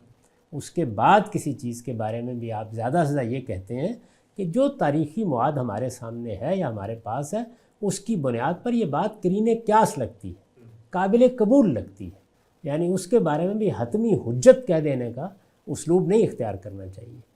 میں نے اسی لیے عرض کیا کہ اس طرح کی چیزیں نہ ایمان بن سکتی ہیں، نہ عقیدہ بن سکتی ہیں، نہ ان کی بنیاد پر فرقہ بندی کرنی چاہیے، نہ لوگوں کی تکفیر اور تفسیق کرنی چاہیے۔ یہ علم کی دنیا کی چیز ہوگی، اور اگر کوئی سچا عالم ہے تو وہ انہیں پیش بھی ایسے ہی کرے گا کہ جو مواد مجھے میسر آیا ہے اس کی بنیاد پر میں یہ رائے رکھتا ہوں۔ آپ بھی غور کر لیجیے اس پر۔ اچھا، آگے بڑھتے ہیں غالب صاحب۔ ہم آج جس عہد میں جی رہے ہیں تو ہمیں جیسی ہی کوئی خبر ہم تک پہنچتی ہے اور وہ بالعموم فیس بک کے ذریعے پہنچتی ہے تو پہلی تشویش یہ پیدا ہوتی ہے کہ کیونکہ فیس بک کے اوپر بہت ساری خبریں، باتیں من گھڑت بھی ہوتی ہیں، لوگ افواہوں کے طور پہ بھی وہاں پھیلا دیتے ہیں، تو ہماری آج کے عہد میں کسی بھی واقعے کی رپورٹنگ کو اخذ کرتے ہوئے ایک حساسیت پیدا ہوتی ہے، چونکہ یہ ایک امر واقعہ ہے۔ یہ بتائیے کہ جس عہد میں یہ واقعہ کربلا پیش آیا وہ تاریخی پس منظر میں کس جگہ کھڑا ہے؟ یعنی کیا وہاں پر بھی تاریخی روایات کو پیش کرنے کے بارے میں کیا اسی طرح کی کوئی غیر حساسیت ہے یا ایک نارمل ماحول میں ماحول چل رہا ہے؟ یہ جو کچھ آپ اب دیکھتے ہیں، انسان ہمیشہ ایسے ہے، یعنی یہ تو ایک واقعہ ہے اور اس میں کوئی شک نہیں کہ ایک بڑی جلیل القدر ہستی کے بارے میں ہے، لیکن رسالت مآب صلی اللہ علیہ وسلم، کیا ہمارے محدثین نے ثابت نہیں کر دیا اس بات کو کہ لوگوں نے جھوٹی روایتیں گھڑی، بادشاہوں کو خوش کرنے کے لیے گھڑی، بدعات کو رواج دینے کے لیے گھڑی، قصوں اور کہانیوں کی صورت میں گھڑ کے رسول اللہ کی طرف منسوب کر دی ہیں؟ یعنی کئی مجلدات ہیں، کئی جلدوں کی کتابیں ہیں جو ان گھڑی ہوئی روایتوں پر مشتمل ہیں۔ موضوعات کہتے ہیں ان کو، یعنی وضع کی گئی گھڑی ہوئی کہانیاں، اور آپ دیکھیں رسالت مآب صلی اللہ علیہ وسلم کی طرف نسبت کر دی جاتی ہے، اور ان میں بعض اوقات بڑی عمدہ باتیں ہوتی ہیں۔ یعنی ویسے بات کو آپ دیکھیں، من عرف نفسہ فقد عرف ربہ، جس نے اپنے آپ کو پہچان لیا اس نے اپنے رب کو پہچان لیا۔ بات تو بہت اچھی ہے، لیکن رسالت مآب صلی اللہ علیہ وسلم کی طرف کیا محدثانہ اصولوں پر اس کی نسبت ہو سکتی ہے؟ آپ بھی جانتے ہیں کہ اس کی حیثیت کیا ہے، میں بھی جانتا ہوں۔ اسی طرح اطلب العلم ولو کان بالسین، علم حاصل کرو خواہ تمہیں چین جانا پڑے، بات میں تو کوئی خرابی نہیں ہے۔ تو اس وجہ سے گھڑی ہوئی حدیثوں کی کتاب ایک کا نام رکھا گیا لال المصنوعہ، موتی ہیں لیکن گھڑے ہوئے ہیں۔ تو لوگ اس طرح کی گھڑی ہوئی باتیں، قصے، کہانیاں جب اللہ کے رسول کی طرف منسوب کرنے سے باز نہیں آئے۔ یہ محدثین کے کام میں ہمیں معلوم ہوتا ہے کہ مثلا قرآن مجید کی صورتوں کے بارے میں بعض روایتیں گھڑیں کچھ اصحاب نے، اور وہ روایتیں کیا ہیں کہ فلاں سورہ پڑھو گے تو یہ اجر ملے گا، فلاں آیت پڑھو گے تو یہ ہوگا، فلاں ہوگا تو یہ ہوگا۔ تو یہ سب گھڑی ہوئی تھی، سب کی سب۔ محدثین نے ان کو پکڑ لیا، یعنی وہ صاحب گرفت میں آ گئے۔ جب ان سے پوچھا گیا کہ یہ آپ نے کیا کارنامہ کیا ہے، تو انہوں نے کہا کہ لوگوں کا زیادہ اشتغال حدیث کی طرف ہو گیا تھا، تو میں نے کہا ذرا قرآن پڑھنے کی ترغیب پیدا کی۔ اچھا، جو صوفی مزاج لوگ ابتدائی دور میں پیدا ہوئے، امام مسلم نے اپنی صحیح کے مقدمے میں یہ بتایا ہے کہ وہ جھوٹے قصے، جھوٹی روایتیں، جھوٹی کہانیاں لوگوں کو جنت کی خبر دینے کے لیے، دوزخ سے ڈرانے کے لیے بیان کرتے ہیں، اور اس میں یہ جملہ لکھے کہ یجری الکذب علی السنتہم، ان کی زبانوں پر جھوٹ گویا جاری ہے، ایک رواں ندی کی طرح جاری ہے، بولتے چلے جاتے ہیں۔ آپ اگر صوفیانہ تذکرے پڑھیں ان میں قصے ہوں گے، کہانیاں ہوں گی، معجزات بیان کیے گئے ہوں گے، اکثر و بیشتر محققین جانتے ہیں کہ محض کہانی ہوتے ہیں۔ اچھا، اسی طرح بعض اوقات کہانی کہنے والا کہانی کے طور پر بیان کرتا ہے، لیکن لوگ یہ خیال کر لیتے ہیں کہ یہ تو کوئی واقعہ ہوگا۔ مثلاً یہ مولانا روم کی کہانیاں دیکھ لیجئے، سعدی کی گلستان، ایسے بیان کریں گے لوگ جیسے فی الواقع ہو گیا معاملہ۔ تو اس لیے یہ جو کچھ اب ہوتا ہے یہ سب کچھ ہر دور میں ہوتا رہا ہے، ہر زمانے میں ہوتا رہا ہے۔ اسی لیے ابتدائی دور میں بھی محققین کو ضرورت پڑی کہ زندگی لگا دیں اور ایک ایک چیز کی تحقیق کریں، ورنہ تو یہ اصول قائم کر لینا چاہیے تھا کہ جو فیس بک پر آ گیا، جو اخبار میں چھپ گیا، جو میڈیا پر نشر ہو گیا وہ حق ہے۔ جس طرح اب ہم جانتے ہیں کہ اس میں جھوٹ بھی ہوتا ہے، افواہیں بھی ہوتے ہیں، اس میں آخری درجے کے اتہام اور افتراء بھی ہوتے ہیں، ایسی صورت ماضی میں بھی رہی۔ ہم سب آخری سوال، وقت ہمارا ختم ہو رہا ہے، پھر مزید اس پہ گفتگو کرتے ہیں۔ وہ یہ کہ یہ تو آپ نے بتایا کہ لوگ اپنی خواہشات سے رسول اللہ صلی اللہ علیہ وسلم تک سے منسوب کر کے باتیں بیان کرتے رہے ہیں۔ یہ بتائیے کہ یہ معاملہ یہ تو کسی دینی فکر کی وجہ سے پیدا ہو گیا، کسی خواہش سے پیدا ہو گیا۔ سیاسی نزاعات اور اختلافات میں جو اس طرح کی رپورٹنگ ہوتی ہے ہم آج بھی دیکھتے ہیں اپنے، تو آج تو کم سے کم ہمیں پتہ چل جاتا ہے 2-4 دن بعد کہ بھائی یہ بات ٹھیک نہیں تھی۔ جس عہد میں یہ واقعہ پیش آیا ہے اس عہد میں بتائیے کہ جب یہ خبریں پھیلتی تھیں ایک دوسرے کی مخالفت میں، تو ان کو پرکھنے کا لوگوں کے پاس کوئی چیز تھی؟ کیسے پتہ چلتا تھا کہ ٹھیک ہے غلط؟ دیکھیے، ہر دور میں جس طرح اس طرح کی خبریں پھیلانے والے، افواہیں اڑانے والے موجود ہوتے ہیں، افواہیں اڑانے والوں کا تو مدینہ کی چھوٹی سی بستی میں قرآن نے ذکر کیا ہے، اور یہ بتایا ہے ان کے والمرجفون فی المدینہ، افواہیں اڑاتے تھے، کہانیاں بناتے تھے، اسکینڈل بناتے تھے۔ تو یہ جس طرح اب پکڑے جاتے ہیں، اس طرح پرانے زمانے میں بھی محققین تحقیق کرتے تھے، ایسے محتاط لوگ ہوتے تھے جو اس کا پردہ چاک کر دیتے تھے۔ تو اللہ تعالیٰ نے یہ اسباب ہر زمانے میں پیدا کیے ہوتے ہیں، بس فرق یہ ہے کہ اب ذرا کم مدت میں معلوم ہو جاتا ہے، اس میں ذرا مدت زیادہ لگ جاتی تھی، اور بعض اوقات یہ بھی ہوتا تھا کہ بات اتنی پھیل چکی ہوتی تھی کہ اہل تحقیق کا کام بعض اوقات صدیوں تک لوگوں کی نظر میں نہیں آتا تھا۔ آخر ابن خلدون کو دیکھیے، اس نے کس طرح بہت سی اس طرح کی چیزوں کا پردہ چاک کیا ہے۔ اسی طرح سے بعض دوسرے محققین نے، جیسے خود ابن کثیر نے طبری کی تفسیر کے اوپر، اسی طرح تاریخ پر بہت سا محققانہ کام کیا ہے۔ تو محدثانہ طریقے سے بھی لوگوں نے کیا اور عقل عام کی روشنی میں بھی جائزہ لیا ہے۔ تو ہمارے ہاں ایسا نہیں ہے کہ ہماری کوئی تاریخ ہے، اس میں ہر دور میں بڑے غیر معمولی لوگ پیدا ہوتے رہے ہیں جو معاملے کو صاف بھی کرتے ہیں۔ واقعہ کربلا کے پس منظر کے حوالے سے خان صاحب آپ سے گفتگو جاری ہے۔ ہم نے تاریخی واقعات کی حقیقت اور حیثیت اور نوعیت پر آپ سے بات کی۔ انشاءاللہ اگلی نشست میں اس موضوع کو آگے بڑھائیں گے۔ بہت شکریہ اب تک آپ۔ بسم اللہ الرحمن الرحیم۔ بہت شکریہ غانم صاحب۔ سوالات کا آغاز کرتے ہیں۔ ہم نے گزشتہ نشست میں واقعہ کربلا کے پس منظر میں تاریخ سے استدلال کے پہلو سے آپ سے تفصیلاً بات کی تھی۔ اس موضوع کو آگے بڑھاتے ہیں۔ ہم سب بعض محققین اور علماء کا یہ کہنا ہے کہ یہ جو واقعہ کربلا ہے، اس کے پس منظر میں ایک بہت بڑا کانفلکٹ جو تھا وہ موجود تھا، یعنی اس مسئلے کی جڑیں بھی اس میں جاتی ہیں، اور وہ سیدنا علی کی خلافت تھی۔ شاہ ولی اللہ یہ کہتے ہیں کہ وہ خلیفہ تو ہو گئے لیکن ان کی خلافت کا انعقاد نہیں ہو سکا۔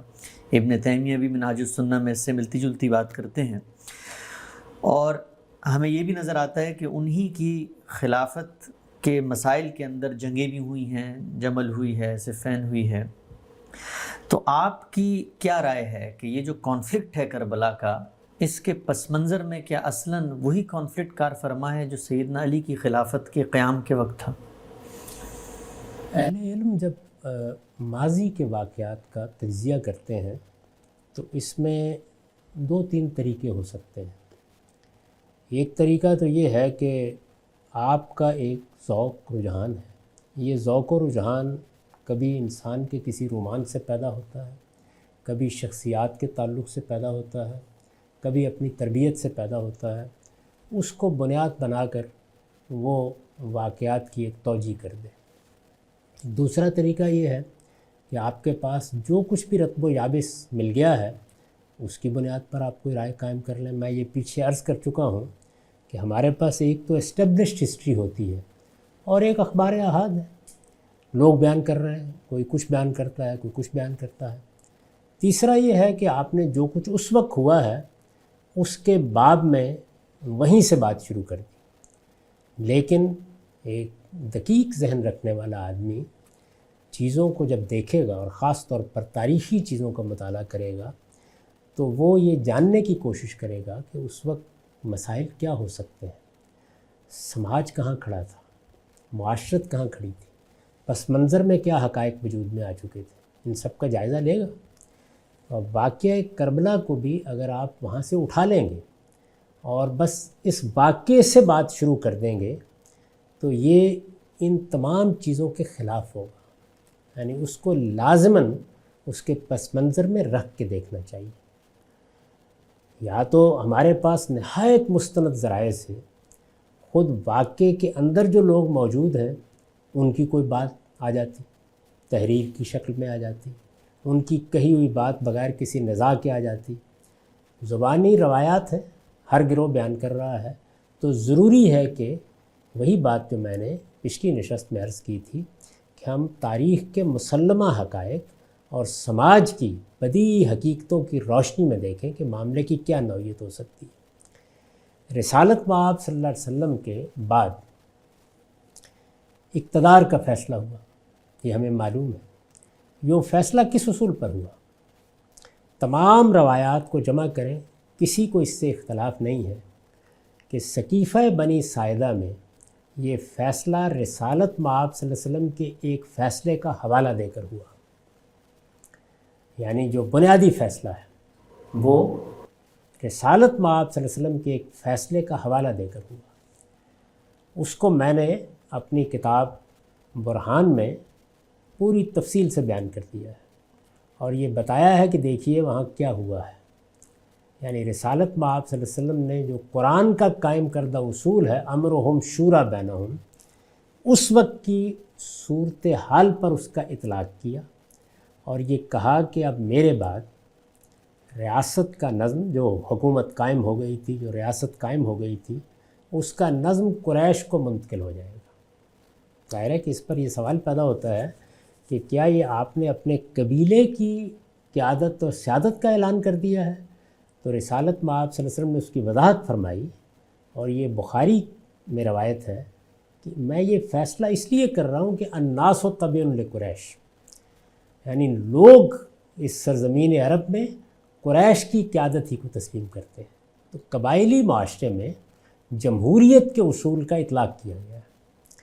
یہ بات کہ لوگوں کی رائے کی بنیاد پر فیصلہ کیا جائے، آج کے زمانے میں اس کے بہت سے ذرائع ہیں، لیکن ایک قبائلی معاشرت میں یہ چیز بڑے نزاع کا باعث بھی بن سکتی تھی۔ تو رسول اللہ صلی اللہ علیہ وسلم نے اس اصول پر یہ فیصلہ کیا۔ اب یہ دیکھیے کہ یہ فیصلہ تو رسالت مآب صلی اللہ علیہ وسلم نے کر دیا اور اس کا حوالہ سیدنا ابو بکر صدیق نے وہاں دیا، اور اس کے نتیجے میں بات فیصل ہو، یعنی معلوم ہو گیا کہ قریش کو اپنی قیادت کا انتخاب کرنا ہے۔ قریش میں سے قیادت کس کے پاس جائے گی؟ سیدنا عمر نے اس موقع پر ایک اقدام کیا ہے۔ اس کے بعد بخاری کی روایت ہے کہ اس کی پھر ایک موقع پر توضیح کی ہے، اور یہ بتایا ہے کہ ابو بکر صدیق رضی اللہ عنہ کی شخصیت ایسی تھی کہ میں نے جب یہ دیکھا کہ ایک نزاع خطرناک ہو سکتی ہے تو ان کا نام پیش کر دیا۔ یہ کوئی تلوار سے بات نہیں منوائی گئی، کسی فوج نے حملہ نہیں کیا، کوئی جتھا نہیں ہے جس نے آگے قبضہ کر لیا ہے، ایک تجویز پیش کی انہوں نے، اور اس تجویز کو قبول عام حاصل ہوا، یعنی لوگوں نے آگے بڑھ کے قبول کیا۔ انہوں نے فرمایا میں نے کیوں تجویز پیش کی تھی؟ اس لیے کہ شخصیت ایسی تھی کہ تقتل آنا اکیلا ہے، اس کے سامنے گردنیں جھک جاتی تھی۔ ایسا ہوتا ہے بعض اوقات کہ کسی گروہ میں، کسی جماعت میں، کسی ملک میں کوئی ایسی شخصیت ہوتی ہے کہ سب اس کے سامنے جھک جاتے ہیں، اس کے معاملے میں نزاع نہیں ہوتی۔ میں پارٹیوں کی سطح پر اس کی مثال دے سکتا ہوں، جیسے پیپلز پارٹی میں ذوالفقار علی بھٹو صاحب ہوں، جیسے مسلم لیگ میں قائد اعظم اس وقت موجود ہوں، جیسے اس وقت بہت سی پارٹیوں میں یہی صورتحال ہے۔ یعنی کوئی ایسی شخصیت جماعت اسلامی میں مولانا سید اللہ صاحب مودودی کہ جس کے بارے میں دو رائے نہیں ہوتی، فیصلہ ہو گیا، قریش کے پاس اقتدار ہے۔ اب آپ یہ دیکھیے کہ خلفائے راشدین کے ہاں اس کے بعد اقتدار کی منتقلی بھی ہوتی ہے۔ اقتدار تو اسی پارٹی کے پاس یا اسی قبیلے کے پاس ہے جس کو اکثریت کی تائید حاصل ہے جمہوری اصول پر، لیکن فیصلہ اب اس کے لیڈروں نے کرنا ہے، یعنی سیدنا ابوبکر صدیق کے بعد کون، سیدنا عمر کے بعد کون. یہ جو لیڈرشپ اس وقت وجود میں آئی یہ پرانی قبائلی لیڈرشپ نہیں ہے. اس بنیادی بات کو سمجھ لینا چاہیے. پرانی جو لیڈرشپ تھی قریش کی، آپ جانتے ہیں کہ اس کے 15-20 نام ہر شخص کو معلوم ہے. یہ سارے کے سارے لوگ بدر کے میدان میں کھیت رہے تھے، یعنی اللہ تعالیٰ کے عذاب کی زد میں آ گئے، سب چلے گئے. صرف 2 لوگ ہیں، ایک حضرت عباس جو رسالت میں آپ صلی اللہ علیہ وسلم کے چچا ہیں، اور ایک ابو سفیان جو باقی رہ گئے. اور ان لوگوں کے ایمان لانے کا معاملہ آپ جانتے ہیں کہ فتح مکہ کے موقع پر ہوا. اس لیے جو اب نئی لیڈرشپ پیدا ہوئی تھی جس میں سیدنا ابوبکر صدیق ہے، سیدنا عمر ہے، سیدنا معاذ بن جبل ہے، وہ تو خیر انصار میں سے تھے، یا وہ دوسرے لوگ جن کو سیدنا عمر نے بھی ایک کمیٹی کی صورت دے دی تھی اور یہ کہا تھا کہ اپنے درمیان میں فیصلہ کر لو. تو یہ جو نئی لیڈرشپ پیدا ہوئی قریش کی، یہ فیصلے کرتی رہی ہے. اس نے سیدنا عمر کا فیصلہ کیا، اس نے سیدنا عثمان کا فیصلہ کیا، سیدنا عمر کا فیصلہ بھی انہوں نے کیا ہے. یہ بات غلط طور پر مشہور ہو گئی ہے کہ سیدنا ابوبکر نے ان کو اپنی طرف سے نامزد کر دیا تھا، انہوں نے نام پیش کیا ہے. میں نے وہ تمام روایات سامنے رکھ دی ہیں جس میں باقاعدہ مشورہ ہوا، لیڈرشپ کی رائے لی گئی، ایک ایک شخص نے تقریریں کی اور اس کے بعد انہوں نے ان کے نام کا اعلان کیا. بالکل ایسے ہی جس طرح کہ آج کے جمہوری دور میں اگر فرض کر لیجئے کہ اس وقت ہمارے وزیر اعظم ہیں، خدا نخواستہ وہ دنیا سے رخصت ہو جائیں، تو یہ جو برسر اقتدار پارٹی ہے اس کی لیڈرشپ فیصلہ کرے گی کہ اب ان کی جگہ کس نے لینی ہے. تو بالکل اسی طریقے سے جمہوری اصول پر یہ فیصلے ہوتے رہے. لیکن آہستہ آہستہ سیاسی صورتحال میں عظیم تغیر آ گیا. دیکھیے اس وقت ہم پاکستان میں بیٹھے ہوئے، پاکستان کے متعین حدود ہیں. آپ تھوڑی دور کے لیے تصور کیجئے کہ 10-20 سال کے اندر پاکستان کے حدود یہاں سے اٹھیں اور ادھر آسام اور برما تک چلے جائیں اور ادھر مراکش تک چلے جائیں. اگر یہ اتنی بڑی تبدیلی آ جائے تو آپ کا جو بنا بنایا سارا نظام ہے، جو اس وقت ایک دستور کی شکل میں ہے، ایک الیکشن کمیشن ہے، کچھ قاعدے مقرر ہیں، کچھ قانون سازی ہو چکی ہے، سب درم برم ہو جائے گا. بالکل یہی صورتحال سیدنا عثمان کے زمانے تک ہو چکی تھی. یعنی جو ایک رسالت مآب صلی اللہ علیہ وسلم کے بعد لیڈرشپ پیدا ہوئی ہے، اس نے جس حد تک اس کا اثر و رسوخ تھا، معاملات کے فیصلے کیے اور وہ فیصلے مانے گئے. سیدنا عثمان کے زمانے میں سلطنت دور دور تک پھیل چکی ہے، اور وہ سب لوگ جو اس میں اب شامل ہوئے ہیں ان میں غیر مسلم بھی ہیں، ان میں نئے مسلمان ہونے والے لوگ بھی شامل ہیں. جن لوگوں کو گورنر بنا کے بھیجا گیا ہے، جو عمال مقرر کیے گئے ہیں، انہوں نے بھی اپنا اثر و رسوخ پیدا کر لیا ہے. وہ لوگ جو فتح مکہ کے بعد قریش میں سے مسلمان ہوئے ہیں، ان کی پہلی طاقت بھی بڑی حد تک بحال ہو چکی ہے. یہ دیکھیے کہ اتنے بڑے تغیرات ہیں سیاسی سطح پر جو آ چکے ہیں. سیدنا علی رضی اللہ عنہ کی خلافت کا انعقاد جب ہوا ہے تو اس موقع پر اس سیاسی صورتحال کا پوری طرح لحاظ رکھ کر کوئی فیصلہ نہیں کیا گیا، بلکہ جو روایت پہلے سے چلی آ رہی تھی اسی کی بنیاد پر فیصلہ کیا گیا. یہ کوئی تنقید نہیں ہے. یعنی ایک صورتحال میں جو تبدیلی آتی ہے اور تدریجی طور پر آتی ہے اور پھر اس تیزی کے ساتھ آتی ہے جس تیزی کے ساتھ وہاں آئی. فتوحات جیسے ہوئی ہیں وہ ظاہر ہے کہ اللہ کی تائید سے ایک معاملہ ہو رہا تھا. دنیا کی تاریخ تبدیل ہو رہی تھی، نئے نئے علاقے مفتوح ہو رہے تھے. اس میں یہ سوچنے کا موقع ہی نہیں ملا کہ یہ تبدیلی آ گئی ہے تو اب اس کو کس طریقے سے سیاسی نظام کا حصہ بنانا ہے. کوئی قاعدہ وجود میں آنا چاہیے تھا نا، کوئی طریقہ ہونا چاہیے تھا. اب معلوم ہونا چاہیے تھا کہ لیڈرشپ کا فیصلہ کیسے ہوگا، ان تمام لوگوں کی رائے کیسے لی جائے گی، ان کی نمائندگی کیسے ہوگی. یہ نہیں ہوا. جب یہ نہیں ہوا اور جو پہلے سے روایت چلی آ رہی تھی اس کی بنیاد پر ایک فیصلہ ہوا، تو اس فیصلے کے بارے میں اب آج اگر میں یا آپ بیٹھ کے یہ حکم لگائیں کہ یہ بالکل صحیح ہوا، ظاہر ہے جانتے اس کا نتیجہ کیا نکلے گا. یہ ماننا پڑے گا کہ ایک جلیل القدر صحابی حضرت معاویہ نے بغاوت کی ہے. ایک قاعدے قانون کے مطابق حکومت قائم ہو گئی، جیسے کہ پاکستان میں انتخابات ہوئے مثال کے طور پر، اور قاعدے سے ایک حکومت قائم ہو گئی، اور اس کے بعد کوئی گورنر تختہ الٹنے کے لیے کوئی فوج ساتھ لے کے آ جائے، ظاہر سے بغاوت ہی سمجھا جائے گا۔ اگر ادھر سے معاملات کو دیکھیے تو یہی تصویر بنتی ہے، اور اگر ان کے زاویے سے دیکھنے کی کوشش کیجیے کہ کیا واقعتاً صورتحال ایسی تھی، قاعدہ ایسا ہی قطعی ہو چکا تھا، کوئی دستور بن چکا تھا، کوئی ضابطے طے ہو چکے تھے، جو صورتحال میں سیاسی تغیرات آئے تھے، کیا سیدنا عثمان کے زمانے میں ان کا لحاظ کر کے کوئی نیا ضابطہ بنا دیا گیا تھا، کوئی لیڈرشپ متعین ہو گئی تھی اب کہ وہ فیصلے کیا کرے گی؟ یہ حقیقت ہے کہ ایسا نہیں، اور جب ایسا نہیں ہوا تو اس معاملے پر اس زمانے میں اختلاف رائے ہوا۔ اس کو کہتے ہیں کہ سیدنا علی رضی اللہ عنہ خلیفہ راشد ہیں، یعنی اگر ان کی سیرت کو دیکھیں، ان کے کردار کو دیکھیں، جس طرح کہ انہوں نے جب تک حکومت ان کے پاس جتنے علاقے میں بھی رہی چلائی، وہ سب خلفائے راشدین کا طریقہ ہے۔ سیرت، کردار، مجسم اخلاقیات، جس طرح کے فیصلے انہوں نے کیے، جس طریقے سے اللہ کے حدود کی پیروی کی، اس میں دو رائے نہیں ہو سکتی۔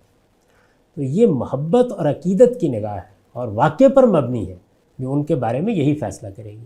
لیکن سیاسی لحاظ سے جب آپ یہ دیکھیں گے کہ کیا فی الواقع حکومت کا انعقاد ہو گیا، تو حکومت کے انعقاد کی ایک صورت تو یہ ہے کہ جو ضابطہ اور قاعدہ آپ نے بنایا ہوا ہے، وہ ضابطہ اور قاعدہ ہے جس کے مطابق حکومت قائم ہوئی۔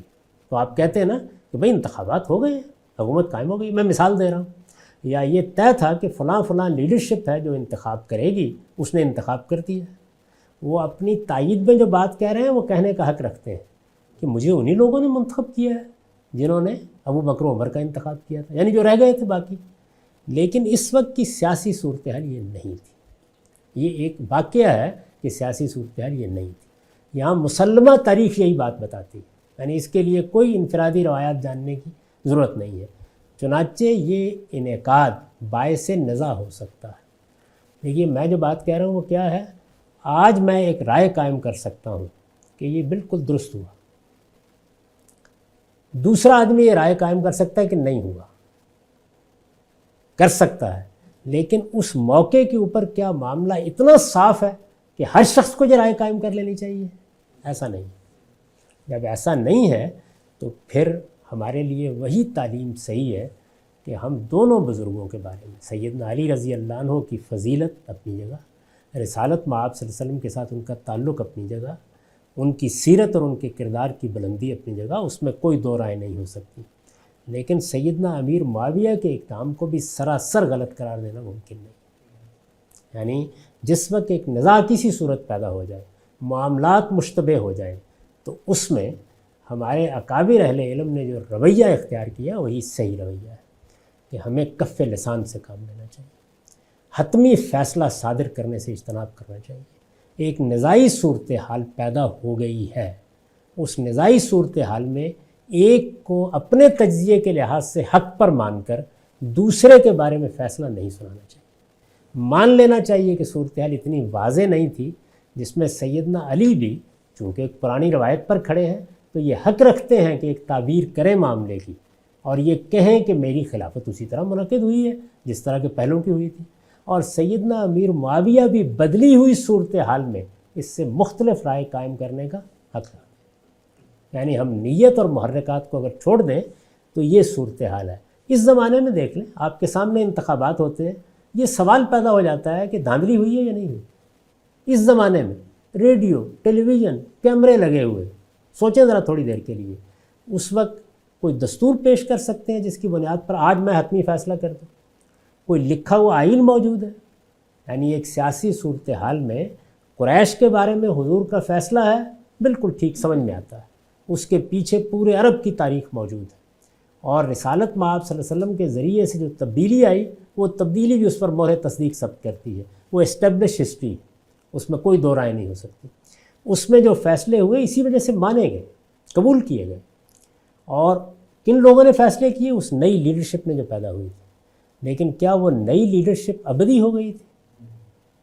تبدیلی آئی، اور وہ تبدیلی سیاسی صورتحال میں آئی ہے۔ اس تبدیلی کا ادراک کر کے اگر مثال کے طور پر یہ پہلے فیصلہ ہو جاتا سیدنا عثمان کے زمانے میں کہ اب آنے والوں کا انتخاب کیسے ہوا کرے گا، کیا ایسا کوئی فیصلہ ہوا تھا؟ کیا کوئی قاعدے طے کر دیے گئے تھے؟ آپ ایک روایت کا حوالہ دے رہے ہیں، سیاسی حالات کے تغیر میں ایک دوسرا آدمی اس روایت کو مؤثر نہیں مان رہا، تو دونوں کو اپنی جگہ پر رکھ کر ان کی نیت اور محرکات کو طے کیے بغیر اس کو ایک نزاع کے طور پر مان لیجئے۔ یہی وہ بات ہے جو اس طرح بتائی جاتی ہے کہ مشاجرات صحابہ میں ہم کوئی حتمی رائے دے کر ایک فریق کے ساتھ کھڑے ہونے کی کوشش نہیں کریں۔ یعنی سیدنا معاویہ صحابی ہیں، ہمارے لیے ان کا احترام واجب ہے، ان کی نیت اور محرکات پر حملہ کرنے کی کوئی وجہ نہیں ہے۔ ایک خلیفہ راشد کا قتل ہوا ہے، آپ دیکھیں آج کے زمانے میں یہ حادثہ اگر دارالحکومت میں ہو جائے کتنی افواہیں پھیلیں گی، حالات میں کیا کیا پہلو ہیں جو زیر بحث آ جائیں گے۔ آج کے زمانے میں آپ سکوت ڈھاکہ کے بارے میں حتمی رائے قائم کر سکتے ہیں، آپ لال مسجد کے بارے میں حتمی رائے قائم کر سکتے ہیں۔ اس دور حاضر میں آپ اس پر بحث کر رہے ہیں کہ وہاں کتنی خواتین مری بھی یا نہیں مری، کتنے لوگ شہید ہوئے، کتنے مارے گئے، ہمارے کتنے فوجی کام آئے یا شہید ہوئے، بحث کر رہے ہیں نا یہ بات۔ آپ کے یہاں ماڈل ٹاؤن میں ایک حادثہ ہوا، کیسی سیاست اس کے اوپر ہوئی، اس سب کچھ کے باوجود کیا میں یا آپ اس پوزیشن میں ہیں آج کے زمانے میں کہ ہم فیصلہ دے سکیں کہ اصل میں غلطی کس کی تھی؟ تو اس وجہ سے سیدنا علی رضی اللہ عنہ کی خلافت کے معاملے میں اگر ہم اپنی رائے قائم کر کے کھڑے ہو جائیں گے تو پھر امیر معاویہ رضی اللہ عنہ کے بارے میں ایک غلط فیصلے پر ہمارے نقطہ نظر کی بنیاد قائم ہو جائے گی۔ صحیح رویہ کیا ہے کہ صورتحال کو نزاعی مان لیا جائے، اور یہی اسٹیبلش ہسٹری بتا رہی ہے، یہ تسلیم کر لیا جائے کہ فیصلہ ایسے نہیں ہوا کہ جس کے بارے میں دو رائے نہ ہو سکتی۔ بھئی دھاندلی کا شور پڑ گیا ہے، آپ دیکھیں ذوالفقار علی بھٹو صاحب جیسے لیڈر کے کرائے ہوئے انتخابات پر اتنی بڑی تحریک چل پڑی، فیصلہ آج بھی نہیں ہوا کہ ہوا کیا تھا۔ تو اس وجہ سے یہ جو فیصلہ سنانے کا انداز ہے یہ نہیں ہونا چاہیے، اس سے اس نزاع کی بنیاد پڑی ہے۔ یہ ساری میں نے دراز لفظی جو کی تو اس لیے کی اس نزاع کی بنیاد پڑی ہے جو پھر ہم واقعہ کربلا میں دیکھتے ہیں۔ پس منظر کے لحاظ سے یہ سمجھ لینا چاہیے۔ اس میں ایک بڑی بنیادی چیز ہے، اور وہ بنیادی چیز یہ ہے کہ جب اس طرح کی نزاع ہوتی ہے تو ایک آدمی اپنے آپ کو قیادت کے لیے پیش کرتا ہے یا اپنے آپ کو قیادت کے لیے حق سمجھتا ہے۔ ہمارے یہاں کچھ مذہبی ذہن یہ بن گیا ہے کہ یہ تو کوئی بری سی بات ہے۔ یعنی اگر آپ مثال کے طور پر یہ کہیں کہ جب سیدنا ابوبکر صدیق رضی اللہ عنہ کا انتخاب ہوا تو حضرت علی اپنے آپ کو قیادت کے لیے حق سمجھتے تھے، یا چلیے اس وقت نہیں سمجھتے تھے، سیدنا عمر کے انتخاب کے وقت سمجھتے تھے، یا چلیے اس وقت بھی نہیں سمجھتے تھے، سیدنا عثمان کے موقع پر حق سمجھتے تھے۔ تو ایسے لگتا ہے مذہبی ذہن کو کہ یہ تو گویا اپنے آپ کو اقتدار کے لیے پیش کرنا ہے۔ میرے نزدیک اس نقطہ نظر کی اصلاح ہونی چاہیے۔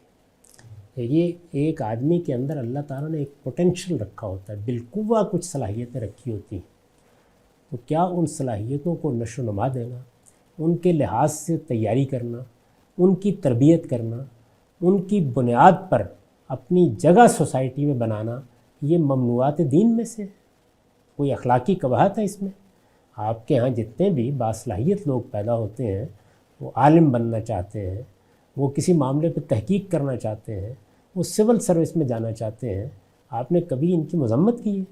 اگر یہ اصول اختیار کر لیا جائے اور بالکل غلط اختیار کیا گیا ایک روایت کی بنیاد پر، وہ اصل میں کسی اقتدار یا منصب کا حریص ہونے سے متعلق ہے، وہ اخلاقی خرابی ہے۔ اپنے آپ کو کسی منصب کا اہل سمجھنا یا کسی خدمت کا اہل سمجھنا یا اس کے لیے اپنے آپ کو حق سمجھنا، یہ کوئی بری چیز نہیں۔ اور میرے نزدیک اگر یہ چیز کسی شخص کے اندر موجود نہیں ہے تو آگے بڑھنے کا حقیقی ارج پیدا ہی نہیں ہوگا اس کے نتیجے میں۔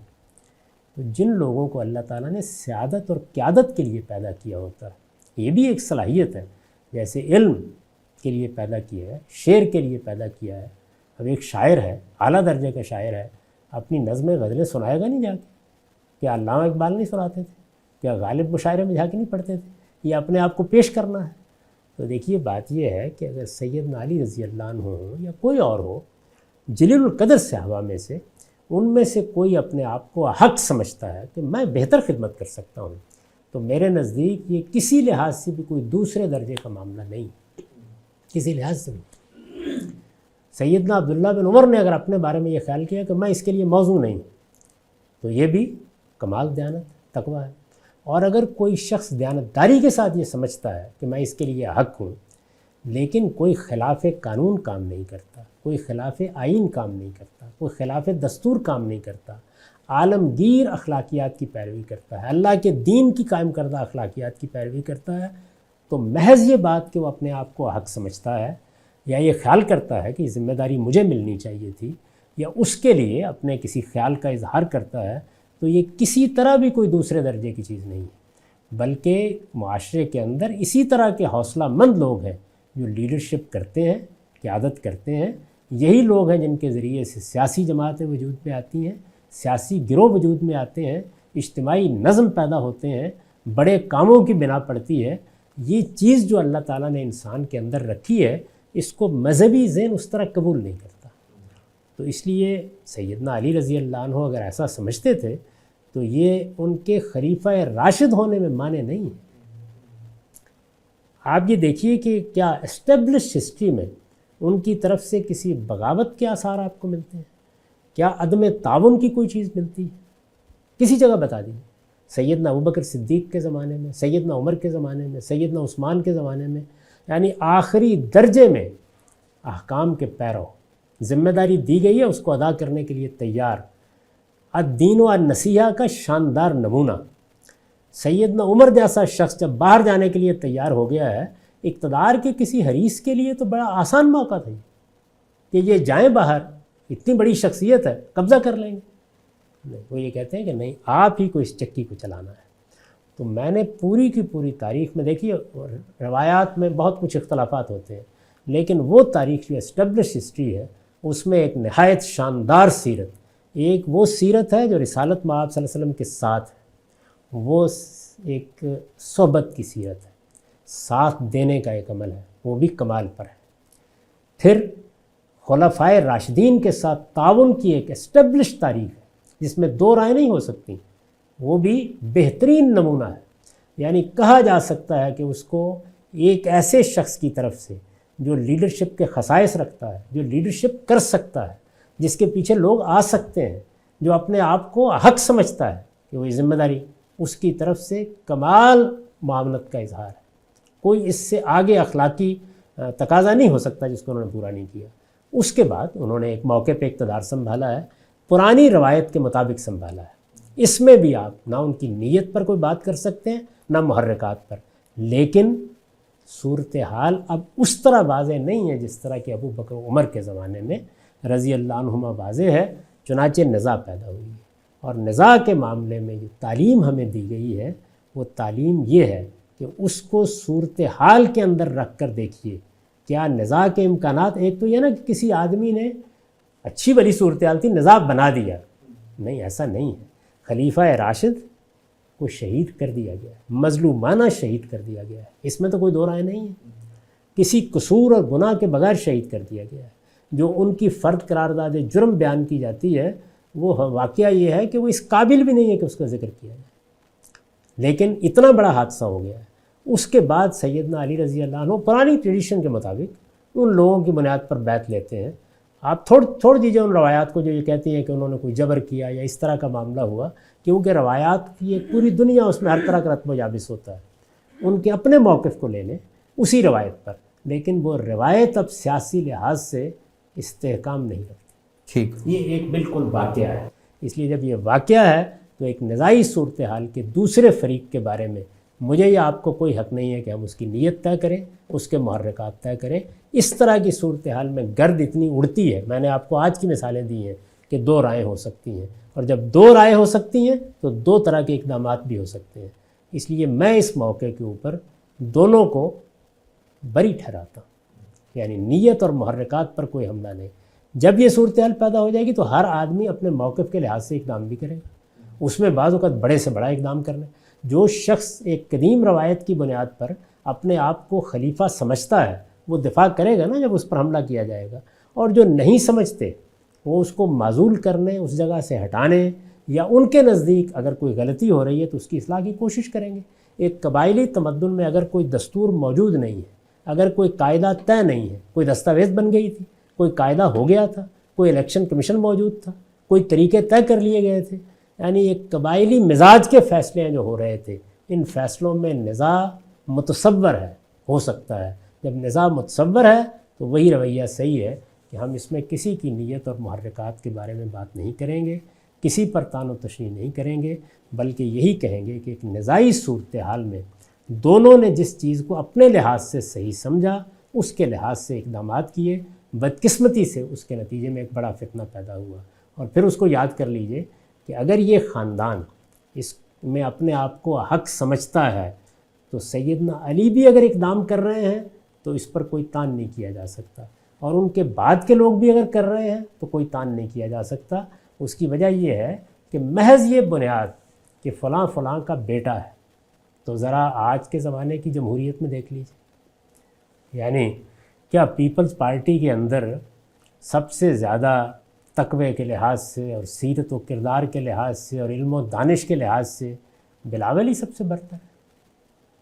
اور کیا نواز شریف صاحب کے خاندان میں بھی یہی صورتحال ہے؟ اور کیا مفتی محمود صاحب کے رفقا کا بھی یہی معاملہ ہے؟ یعنی جمعیت علماء اسلام میں مولانا فضل الرحمان سے نہ کوئی بڑا عالم ہے، نہ کوئی بڑا محدث ہے، نہ کوئی بڑا دین کا خادم ہے۔ دیکھیے، سیاسی معاملات میں بسا اوقات ایک خاندان کے اندر ہی لوگوں کا اعتماد ہوتا ہے۔ جب آپ یعنی یہ جمہوریت کے اندر، جمہوریت لوگوں کے اعتماد کا نام ہے۔ اب آپ اندازہ کیجئے کہ یہ کیا وجہ ہے، کیا سبب ہے کہ پیپلز پارٹی میں اتنے بڑے لوگ موجود ہیں، علم و دانش کے اعتبار سے ممتاز لوگ موجود ہیں، ان کے بال سفید ہوئے ہیں، اس میں وہ ایک نوجوان کی قیادت کو کیوں قبول کر رہے ہیں؟ اس لیے کہ وہ یہ جانتے ہیں کہ جس پر لوگ جمع ہو سکتے ہیں وہ یہی ہے۔ سمجھ رہے ہیں یہ بات؟ اس کو بہت اچھی طرح ذہن ہے، جس پر لوگ جمع ہو سکتے ہیں۔ اب اس میں غلط اور صحیح کی بحث ہم کسی اور موقع پر کریں گے، لیکن لوگ کس شخص پر جمع ہو سکتے ہیں؟ لوگوں کے جمع ہونے کی بنیاد نہ تنہا علم ہوتا ہے، نہ تنہا تقویٰ ہوتا ہے، نہ تنہا دانش ہوتی ہے، نہ بزرگی اور عمر ہوتی ہے۔ لوگوں کے جمع ہونے کے اسباب بعض اوقات بالکل ہی مختلف ہوتے ہیں، اور وہ خاندانوں سے متعلق ہو کر ایک رومان بھی پیدا کر دیتے ہیں۔ اس بنیاد تمہید کو سمجھ لیں، پھر اس کے بعد بہت سی گفتگو، کیونکہ وقت ختم ہو گیا تو اس پر مزید کرنے کی ضرورت ہے۔ بہت شکریہ غانم صاحب، واقعہ کربلا کے حوالے سے گفتگو کا سلسلہ جاری رہے گا۔ آپ کا وقت کا عنایت، جزاک اللہ۔ بسم اللہ الرحمن الرحیم۔ بہت شکریہ غانم صاحب آپ کے وقت کا۔ ہم آپ سے گفتگو کر رہے تھے واقعہ کربلا، اس کے پس منظر پر، اور 2 نشستوں میں آپ نے اس حوالے سے اپنا نقطہ نظر واضح کیا۔ پہلی نشست میں آپ نے بتایا کہ تاریخ اور تاریخی جو ماخذ ہوتا ہے اس سے استدلال کی نوعیت کیا ہوتی ہے، اور دوسری نشست میں میرے اس سوال کے جواب میں آپ نے یہ بتایا کہ جو لوگ یہ کہتے ہیں کہ واقعہ کربلا کے پس منظر میں سیدنا امیر معاویہ اور سیدنا علی رضی اللہ عنہما کی مابین جو ایک سیاسی کشمکش تھی، وہ کانفلکٹ ہے جو واقعہ کربلا کے پس منظر میں جاری ہے۔ تو آپ نے اس حوالے سے اس عہد کے سیاسی منظرنامے کی وضاحت کی۔ تو بعض لوگوں نے آپ کی اس گفتگو پر کچھ اشکالات، کچھ سوالات پیش کیے ہیں۔ اس نشست میں کوشش ہوگی کہ ان سوالات کا آپ سے جواب لیا جائے۔ جو پہلا سوال سامنے آیا ہے وہ یہ کہ یہ پوچھا جا رہا ہے کہ یہ مملکت کی وسعت کے نتیجے میں وہ کون سی نئی قیادت جو ہے وہ پیدا ہو گئی تھی، اور کیا سیدنا عمر کے زمانے میں خود سیدنا عمر کی سیاسی بصیرت پر یہ اعتراض نہیں ہے کہ وہ حالات کو نہیں بھانپ رہے تھے؟ آپ نے بتایا کہ ایک نئی سیاسی قوت ابھر رہی تھی، حالات تبدیل ہو رہے تھے، تو وہ کیا تبدیلی ہے حالات میں جو واقع ہو رہی تھی؟ کیسے سیاسی قوت ابھر رہی تھی، اور یہ سیاسی قوتیں سامنے کیسے آتی ہیں؟ اس پہ بتائیے۔ میرا خیال ہے کہ اس سوال کے جواب میں ہمیں انتقال اقتدار کے لیے جو طریقے اختیار کیے گئے ان کا ایک جائزہ لے لینا چاہیے۔ رسالت مآب صلی اللہ علیہ وسلم کے زمانے میں ساری سیاسی قوت مدینہ طیبہ میں مرکوز ہو گئی تھی، اس بات سے ہر شخص واقف ہے، اور اس میں انصار کا پلڑا ابتدا میں بھاری تھا، اس لیے کہ یہ انصاری تھے جن کے 2 بڑے قبیلے اوس اور خزرج رسالت میں آپ صلی اللہ علیہ وسلم کو دعوت دے کر مدینہ لائے تھے، یہی لوگ تھے جو آپ کے پشت پناہ بنے۔ چنانچہ اگر آپ تاریخوں کا مطالعہ کریں تو ہر جگہ آپ کو یہ صراحت ملے گی کہ رسالت میں آپ صلی اللہ علیہ وسلم ابتدا میں زیادہ تر فیصلے انصار ہی کی رائے کی بنیاد پر کرتے تھے۔ اس کی بہت سی مثالیں ہیں۔ آخری زمانے میں آ کر صورتحال یہ نہیں رہی۔ میں اس بات کی وضاحت کرتا ہوں کہ سیاسی تغیر کیا ہوتا ہے۔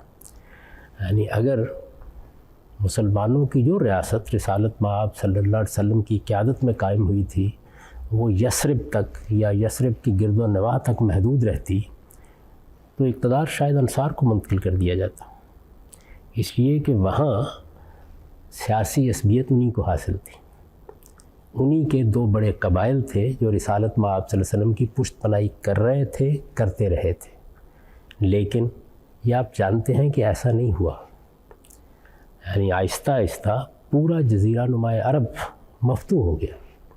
فتح مکہ کے بعد جو نئی ریاست یا نئی سلطنت وجود میں آئی وہ پورے جزیرہ نما عرب تک پھیل گئی، اور پھر رسالت مآب صلی اللہ علیہ وسلم کے بعد اس میں وسعت ہونا شروع ہو گئی۔ جس کو سیاسی تغیر کہا جاتا ہے وہ یہی ہے کہ جس وقت آپ وسیع لوگوں کو اپنے دائرہ اقتدار میں لے آتے ہیں، سلطنت دور دور تک پھیل جاتی ہے، تو سوال یہ ہے کہ کیا وہاں صرف صحرائی تھے، کیا صرف نخلستانی تھے؟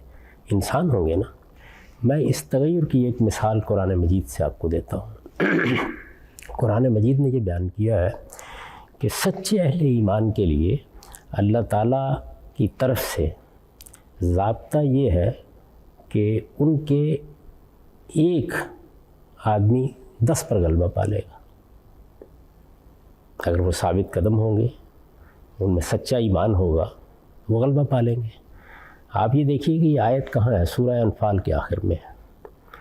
بدر کا معرکہ ہے جس پر سورہ انفال میں تبصرہ کیا گیا ہے، یعنی بڑا ابتدائی زمانہ ہے، اور قرآن مجید اس کے فوراً بعد یہ کہتا ہے کہ الان خفف اللہ عنکم، اللہ تعالیٰ نے جو ذمہ داری ڈالی تھی 1:10 کی، اب اس میں کمی کر دی ہے، بوجھ ہلکا کر دیا ہے۔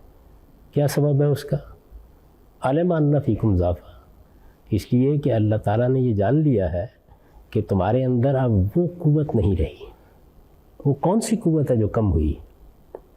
یعنی یہ نہیں ہے کہ جو السابقون الاولون ہیں ان کے ایمان میں کمی آ گئی ہے، جلیل القدر صحابہ کرام کے ہاں کوئی کمزوری واقع ہو گئی ہے، نہیں۔ اب رسالت مآب صلی اللہ علیہ وسلم کی جو جماعت ہے، یعنی جو لوگ آپ کے ساتھ ہیں، وہ صرف سابقون پر مشتمل نہیں رہی، ان میں نئے لوگ شامل ہو گئے ہیں۔ تو جو قانون بنایا جائے گا یا ضابطہ بنایا جائے گا، وہاں دیکھیے شریعت کی یا آپ کہیے کہ قانون اتمام حجت کے تحت ایک ذمہ داری ڈالی جا رہی ہے۔ اسی لیے فرمایا نا کہ الان خفف اللہ عنکم، یعنی اللہ تعالیٰ 1:10 کی طاقت سے تمہیں مکلف ٹھہرا رہے تھے کہ تم باطل کے مقابلے میں اترو، پیغمبر کا ساتھ دو۔ اس سے پہلے یہ کہا ہے کہ حرض المومنین علی القتال، یعنی اب قتال کا موقع آ گیا ہے تو ان کو ترغیب دی جائے کہ یہ نکلیں اس قتال کے لیے۔ تو ایک ذمہ داری، ایک شرعی ذمہ داری یا اللہ تعالیٰ کی طرف سے ایک ذمہ داری ڈالی جا رہی ہے۔ اس ذمہ داری کے بارے میں یہ تبصرہ کیا جا رہا ہے کہ اب صورتحال وہ نہیں رہی۔ تو صورتحال میں تبدیلی یہاں جو آئی یہ خود رسالت مآب صلی اللہ علیہ وسلم کے زمانے میں آئی۔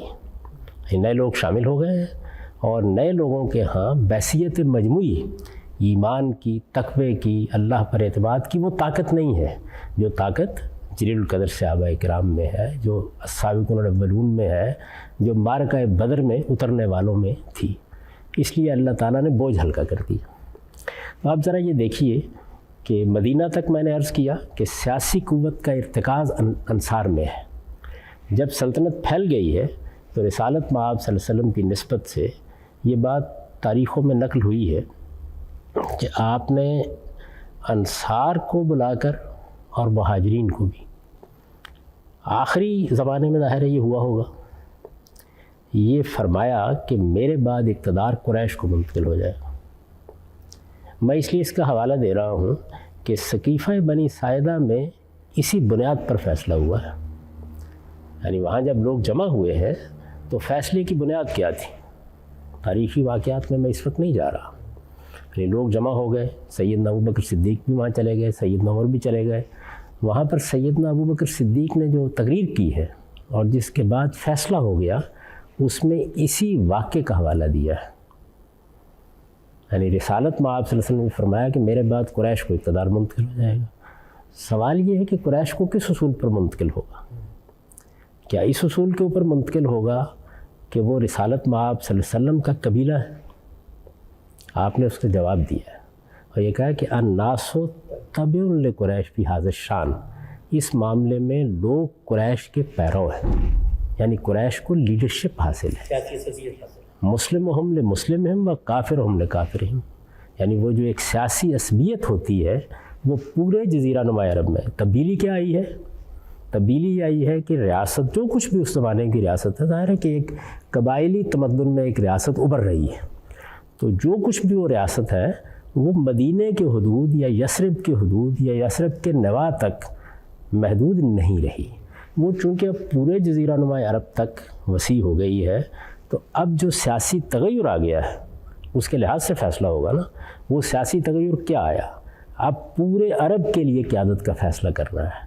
جب پورے عرب کے لیے قیادت کا فیصلہ کرنا ہے تو کس اصول پر ہوگا؟ یہ اصول کو سمجھنے سے پہلے یہ جان لیجئے کہ قرآن مجید کیا کہہ چکا ہے. وہ یہ بات تو واضح کر چکا ہے کہ امرہم شوری بینہم, یعنی مسلمانوں کا نظم اجتماعی ان کی رائے پر مبنی ہوگا. اس میں نہ تلوار فیصلہ کن ہوگی, نہ کوئی قبیلہ فیصلہ کن ہوگا, نہ کوئی خاندان فیصلہ کن ہوگا, نہ کسی خاص شخصیت تعلق کی بنیاد پر اقتدار منتقل کیا جائے گا, بلکہ امرہم شوری بینہم, یہ اصول قائم کر دیا گیا ہے. لیکن اس اصول کو قائم کر دینے کے بعد اس کو کسی زمین پر روبہ عمل ہونا ہے. یعنی جب آپ کہتے ہیں کہ لوگوں کی رائے کی بنیاد کے اوپر حکومت قائم ہوگی, امرہم شوری بینہم کے اور کوئی معنی نہیں ہے. یعنی مسلمانوں کے ہاں کسی کو کوئی استحقاق نہیں, نہ علماء کو, نہ فلسفیوں کو, نہ کسی خاص طبقے کو, نہ کسی خاص گروہ کو. امرہم شوری بینہم, یعنی انہی کے مابین رائے اور مشورے سے فیصلہ ہو جائے گا. تمام معاملات اسی اصول پر طے ہوں گے. تو انتقال اقتدار کے بارے میں تو یہ اصول قائم کر دیا گیا کہ وہ جمہوری طریقے سے ہوگا, لوگوں کی رائے کی بنیاد پر ہوگا. میں نے اس پر بڑی تفصیل سے بحث کی ہے. اس پر مولانا سید ابو اللہ صاحب مودودی نے سب سے اچھی بحث کی ہے تفہیم القرآن میں. اس کو بھی اگر آپ دیکھ لیں تو وہ بالکل واضح کر دیا انہوں نے, اور مجھے پورا اتفاق ہے ان سے کہ اس میں در حقیقت ہر لحاظ سے لوگوں کی رائے پر فیصلے کو منحصر قرار دے دیا گیا. اور جب لوگوں کی رائے پر فیصلے کو منحصر قرار دے دیا گیا ہے تو اس کا لازمی نتیجہ کیا ہے؟ اکثریت کی رائے فیصلہ کن ہو جائے گی. یہ ظاہر ہے کہ اس کی کرولری ہے. جس وقت آپ کہیں گے کہ اس معاملے کا فیصلہ 10 آدمیوں کو کرنا ہے تو ان کے مابین اگر اتفاق ہو گیا تو بہت اچھی بات ہے, اگر نزاع ہے تو پھر اکثریت کی رائے فیصلہ کن ہو جائے گی. تو جمہوریت کیا ہے؟ اکثریت کی رائے کی بنیاد پر حکومت کا قیام. یعنی لوگوں کو آپ آزادی دیں, رائے کی آزادی دیں, فکر کی آزادی دیں, اظہار کی آزادی دیں, اور پھر ان کی رائے پر فیصلہ کر لیں. اگر آپ یہ کہتے ہیں کہ فلاں خاندان حکومت کرے گا, فلاں طبقہ حکومت کرے گا, فلاں گروہ حکومت کرے گا, فلاں شخص کے حوالی موالی حکومت کریں گے, تو اصول دوسرا ہوا نا. امرہم شوری بینہم میں تو یہی ہونا ہے کہ لوگوں کی رائے پر. لیکن لوگوں کی رائے کی بنیاد پر اب فیصلے جو کچھ بھی کیے جائیں گے وہ ظاہر ہے کہ اس تمدن کے لحاظ سے ہوں گے. یہ آج کا زمانہ نہیں ہے کہ جس میں آپ بیلٹ باکس رکھ دیں گے اور اس میں لوگ ووٹ ڈال دیں گے. آ کے پورے جزیرہ نما عرب کی سیاسی صورتحال میں لوگوں کو فیصلہ کرنا ہے. رسالت میں آپ صلی اللہ علیہ وسلم اگر اس فیصلے کو چھوڑ دیتے, اس کے بارے میں کوئی بات بھی نہ کہتے, اصول کے اطلاق کا کیا طریقہ ہوگا, تو شاید بہت بڑی نزاع واقع ہو جاتی. تو آپ نے ایک اصولی اطلاق واضح فرما دیا. یعنی 2 گروہ ہیں, ایک انصار ہے اور دوسرے قریش ہیں یا مہاجرین جن کو کہا جا رہا ہے.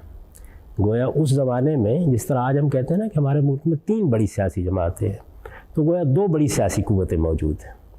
اگر آپ یثرب کے لحاظ سے دیکھیں تو انصار, اور اگر پورے جزیرہ نما عرب کے لحاظ سے دیکھیں تو مہاجرین قریش. یہ 2 قوتیں موجود ہیں.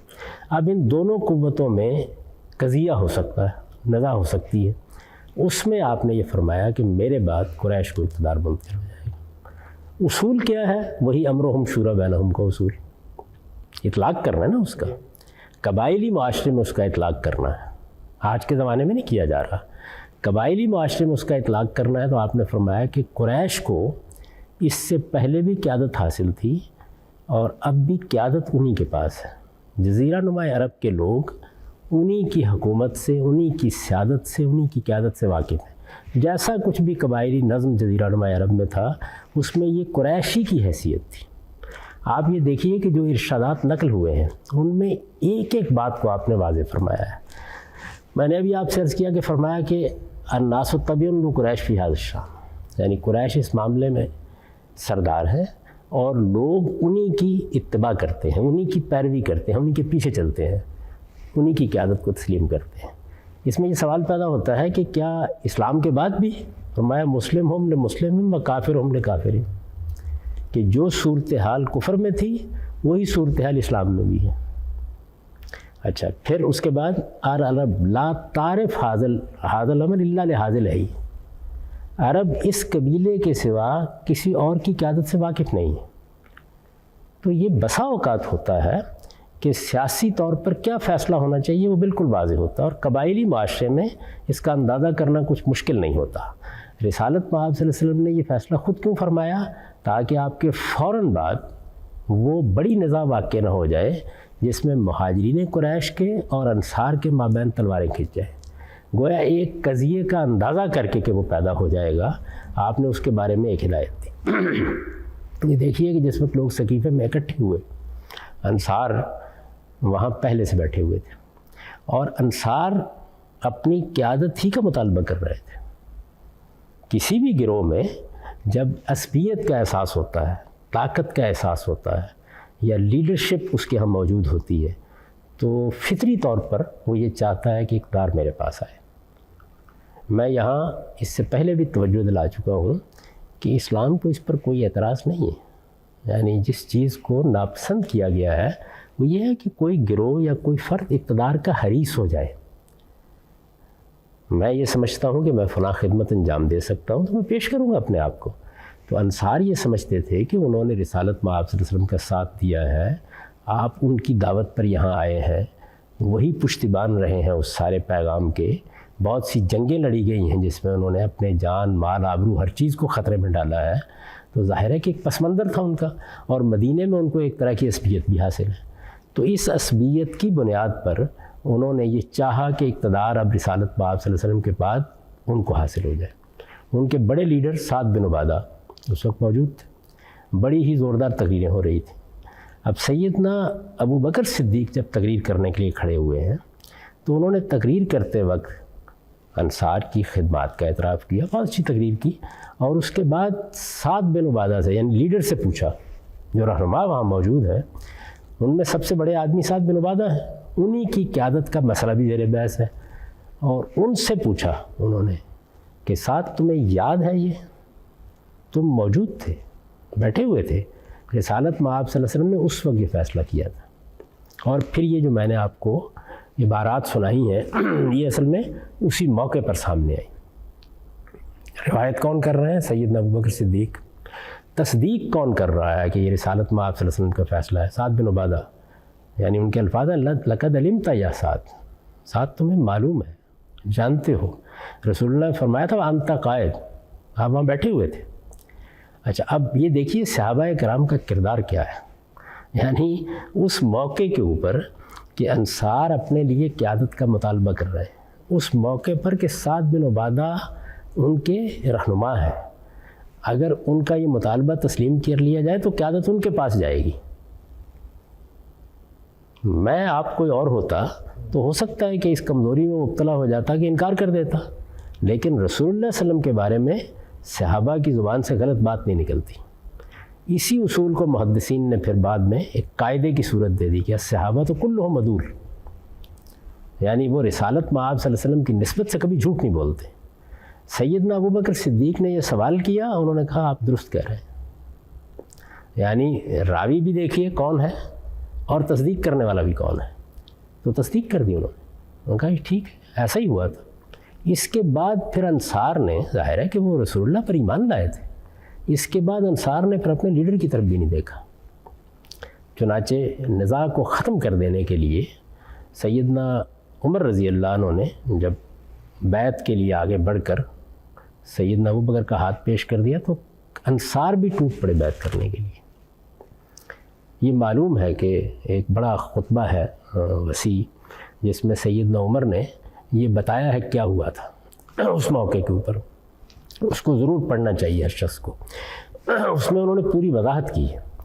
انہوں نے یہ بتایا ہے کہ بھائی وہاں پر ایک نزاع برپا ہو گئی تھی، ایک اقلیتی گروہ اقتدار کا مطالبہ کر رہا تھا، بات وہاں تک پہنچ گئی تھی کہ وہ یہ کہہ رہے تھے کہ منا امیر و منکم امیر، ایک شخص تم میں سے حکمران بن جائے، ایک ہم میں سے حکمران بن جائے۔ ظاہر ہے کہ یہ چیز تو کسی اقتدار میں بھی قبول نہیں کی جا سکتی۔ اس صورتحال میں جب میں نے یہ دیکھا کہ سیدنا ابوبکر صدیق کی تقریر کے نتیجے میں مسئلہ واضح ہو گیا ہے، یعنی یہ معلوم ہو گیا ہے کہ اقتدار قریش کو جانا ہے، یعنی یوں سمجھ لیجئے کہ دو پارٹیوں میں نزاع ہے، جیسے ہمارے ہاں مسلم لیگ میں اور تحریک انصاف میں نزاع ہے یا پیپلز پارٹی میں نزاع ہے، تو یہ طے ہو گیا ہے کہ اکثریت کی تائید مثال کے طور پر پیپلز پارٹی کو حاصل ہے، یہ طے ہو گیا ہے۔ اب اگر پیپلز پارٹی میں کوئی ایسی شخصیت موجود ہے کہ جس شخصیت کے بارے میں دو رائے نہیں ہو سکتی، تو وہ کہتے ہیں کہ وہ سیدنا ابوبکر تھے۔ چنانچہ انہوں نے بتایا ہے کہ بھائی سیدنا ابوبکر صدیق کوئی معمولی شخصیت نہیں تھے، تقطع العناق، ان کے سامنے لوگوں کی گردنیں جھک جاتی تھیں۔ میں نے پچھلی دفعہ بھی یہ مثال دے کے بتایا تھا کہ ہر گروہ میں، ہر پارٹی میں بعض اوقات بڑی غیر معمولی شخصیات ہوتی ہیں، جیسے جماعت اسلامی میں مولانا سید اللہ صاحب مودودی تھے، پیپلز پارٹی میں ذوالفقار علی بھٹو صاحب تھے، مسلم لیگ میں قائد اعظم۔ تو ایسی غیر معمولی شخصیات کے بارے میں یہ اعتماد ہوتا ہے کہ کوئی ان سے اختلاف نہیں کرے گا۔ وہ یہ کہتے ہیں کہ اسی اعتماد پر، یعنی مجھے یہ اطمینان تھا کہ میرے ان کا نام پیش کر دینے سے کوئی بھی اختلاف نہیں کرے گا، یہ ایک ایسا نام ہے جس کے بارے میں نزاع نہیں ہو سکتی، تو میں نے ان کا نام کیوں پیش کیا؟ تاکہ یہ افتراق آگے نہ بڑھ جائے۔ یعنی اس وقت تو معاملہ طے ہو گیا ہے، لیکن رات گزرنی ہے، اس سے پہلے کوئی اور قیامت برپا نہ ہو جائے۔ ایسا ہوتا تو پھر تلواریں ہی فیصلہ کیا کرتی ہیں۔ دیکھیے جمہوریت کیا چیز ہے، امرہم شورا بینہم کا اصول کیا چیز ہے، انتقال اقتدار کا پرامن طریقہ۔ یعنی انتقال اقتدار کی ایک صورت تو وہی ہے کہ پانی پت کے میدان میں فیصلہ ہو جائے گا کہ یہ ابراہیم لودھی کے پاس ہے یا بابر کے پاس۔ تو اگر تو تلواروں نے فیصلہ کرنا ہو تو کوئی مسئلہ نہیں ہے۔ امرہم شورا بینہم یا جمہوری اصول کی سب سے بڑی سعادت یہ ہے کہ اس کے نتیجے میں آپ پرامن طریقے سے انتقال اقتدار کر دیتے ہیں۔ یعنی صحیح اصول پر بھی ہوتا ہے۔ صحیح اصول میں کیوں کہتا ہوں اس کو، اس دنیا کے اندر اقتدار کس کے پاس ہونا چاہیے؟ دو ہی بنیادیں ہو سکتی ہیں، ایک یہ کہ اس کائنات کا خالق فیصلہ کر دے، دوسرے یہ کہ جن لوگوں کے اوپر حکومت قائم ہونی ہے وہ فیصلہ کر لیں۔ تو یہ دوسرا اصول ہے جس کو آپ جمہوریت کہتے ہیں یا امرہم شورا بینہم کا اصول کہتے ہیں۔ تو اس اصول پر چونکہ انتقال اقتدار ہونا ہے تو اس میں ایک ایسی شخصیت، یعنی پہلے یہ بات طے ہو گئی کہ اقتدار مہاجرین قریش کی طرف جائے گا، انصار کے پاس نہیں ہوگا، یہ بات طے ہو گئی۔ اس بات کے طے ہونے کے بعد کیونکہ یہ فیصلہ رسالت مآب صلی اللہ علیہ وسلم نے کر دیا، اور آپ دیکھیے کہ اس میں پیغمبر کی بصیرت بھی، یعنی یہ نہیں کیا کہ فرد کا فیصلہ کر دیں، کسی فرد کے بارے میں نہیں کیا، بلکہ اس اصول کی بنیاد کے اوپر اس کا اطلاق کر کے دکھایا۔ میں نے آپ کو بتایا نا کہ العرب لا تعرف حاضل الامر الا لحاضل ہے، یعنی عرب اصل میں اعتمادی اس قبیلے پر کرتے ہیں۔ تو بصیرت پارٹی، بصیرت گروہ قریش کے حق میں فیصلہ حضور نے کر دیا۔ فیصلہ اتنا بدیہی ہے، یعنی اس میں دو رائے ہو نہیں سکتی تھی کہ اس میں کوئی اختلاف ہوتا، اور پھر خدا کے پیغمبر کا فیصلہ، صحابہ کرام نے اس کو مانا اور انصار نے مانا اور تائید کی، سعد بن عبادہ نے تائید کی، یہ بات ٹھیک ہے، اصول میں یہ بات ٹھیک ہے۔ یہ مان لینے کے بعد انہوں نے ان کا نام پیش کر دیا۔ اس موقع کے اوپر وہ تنبیہ کرتے ہیں کہ اللہ تعالیٰ نے ہمیں اس موقع پر جو میں نے فیصلہ کیا، رائے قائم کی، اس کے کسی برے نتیجے سے محفوظ رکھا، لیکن کوئی شخص بھی اس بنیادی اصول کو توڑنے کی کبھی کوشش نہ کرے کہ مسلمانوں کا نظام لا خلافت الا مشورۃ من المسلمین، یعنی وہ مسلمانوں کی رائے پر مبنی ہوگا۔ تو آپ بخاری میں اس خطبے کی پوری روایت کو دیکھیے، اس میں وہ صورتحال کو واضح کر دیتے ہیں اور اس وقت کے سیاسی معاملات کے بارے میں بھی اپنا تبصرہ بیان فرما دیتے ہیں، اپنے انتخاب کی وجہ بھی بیان کرتے ہیں، اور ساتھ ہی یہ بتا دیتے ہیں کہ جو اصول کار فرما ہے وہ کیا ہے کہ مسلمانوں کی رائے سے فیصلہ ہوگا۔ غلام صاحب، ایک بہت چھوٹا سا نازک سوال اس موقع پر اسی گفتگو کو جاری رکھتے ہیں۔ یہ بات تو بالکل واضح ہوتی ہے سعد بن عبادہ کے سرنڈر کرنے سے، جیسی ان کے سامنے بات کی گئی، لیکن کیا یہ بات ان کو پہلے سے معلوم نہیں تھی کہ رسول اللہ صلی اللہ علیہ وسلم یہ فیصلہ کر چکے ہیں؟ کیا یہ انصار کو معلوم نہیں تھی؟ یہ آخر مطلب معاملہ یوں کیوں نہیں ہوا کہ رسول اللہ رخصت ہوئے ہیں تو انصار آئے ہوں قریش کے پاس اور کہا ہو آئیے اقتدار سنبھال لیجئے؟ یہ ابتدا بھی تو آخر ہوئی ہے نا، بعد میں اگرچہ دھول جھٹ گئی، تو اس کی کیا وجہ ہے؟ کیا رسول اللہ نے یہ ابلاغ کیا دین کی طرح نہیں کیا تھا؟ سیاسی معاملے میں آپ کی ایک اجتہادی بصیرت والی رائے تھی، اس کی کیا وجہ ہے؟ ظاہر ہے کہ یہ کوئی دین کا مسئلہ تو تھا نہیں، دین کا مسئلہ تو وہی تھا کہ امرہم شورا بینہم، یعنی مسلمانوں کا نظم اجتماعی ان کی رائے کی بنیاد پر ہوگا۔ آپ نے ایک قضیے کا احساس کرتے ہوئے کسی موقع کے اوپر یہ توجہ دلا دی۔ بعض اوقات ہوتا یہ ہے کہ ایک بات آپ کے ذہن کے پس منظر میں موجود ہوتی ہے، لیکن جذبات کی حدت میں آپ بھول جاتے ہیں۔ انہوں نے یاد دلایا، اس کو یاد دلایا تو سب لوگوں نے مان لیا اس بات کو۔ یعنی اگر آپ اس کی پوری رودات کو دیکھیں تو جیسے ہی سیدنا ابوبکر صدیق نے اس فیصلے کا حوالہ دیا، میں نے آپ سے کیا کہ سعد بن عبادہ نے تائید کی اس بات کی۔ اب اس کے بعد بھی ایک سوال پیدا ہوتا ہے اور وہ یہ ہے کہ قریشی کے حق میں فیصلہ ہو گیا، قریش کے اندر سے کیا لوگوں سے یہ توقع نہیں کی جا سکتی تھی کہ وہ انصار کی خدمات کا اعتراف کرتے ہوئے انصاری کسی لیڈر کو حکمران بنا لے؟ یہ ہو سکتا تھا۔ میں اس کی تائید میں سیدنا عمر کا ایک قول پیش کر دیتا ہوں۔ انہوں نے کہا کہ اگر معاذ بن جبل ہوتے تو ہم ان کو نامزد کر دیتے، ظاہر ہے کہ وہ انصار میں سے۔ تو ایسا ہوتا ہے بعض اوقات کہ بڑی غیر معمولی کوئی شخصیت کسی دوسرے گروہ میں ہے، اتفاق ہو گیا، آپ نے اس کو قبول کر لی۔ یہ خود یہ بات بتا رہی ہے کہ صحابہ کرام کس جگہ سے معاملات کو دیکھتے ہیں۔ اقتدار کی حرص نہیں ہے، اقتدار کی حرص نہیں ہے، حقائق کا انکار کرنے کا کوئی سوال نہیں ہے، اور ہر ایک کی یہ خواہش ہے کہ افتراق پیدا نہ ہونے پائے۔ تو میں یہ عرض کر رہا ہوں کہ اس طرح وہی اصول ہے امرہم شورا بینہم کا، جس کا اس وقت کے لحاظ سے جو تمدن، جو حالات اس وقت میسر تھے، اس میں اس کا اطلاق کیا گیا۔ یہ مدینہ ہی میں ساری لیڈرشپ موجود ہے، یعنی اس پر یہ اعتراض نہیں کیا جا سکتا۔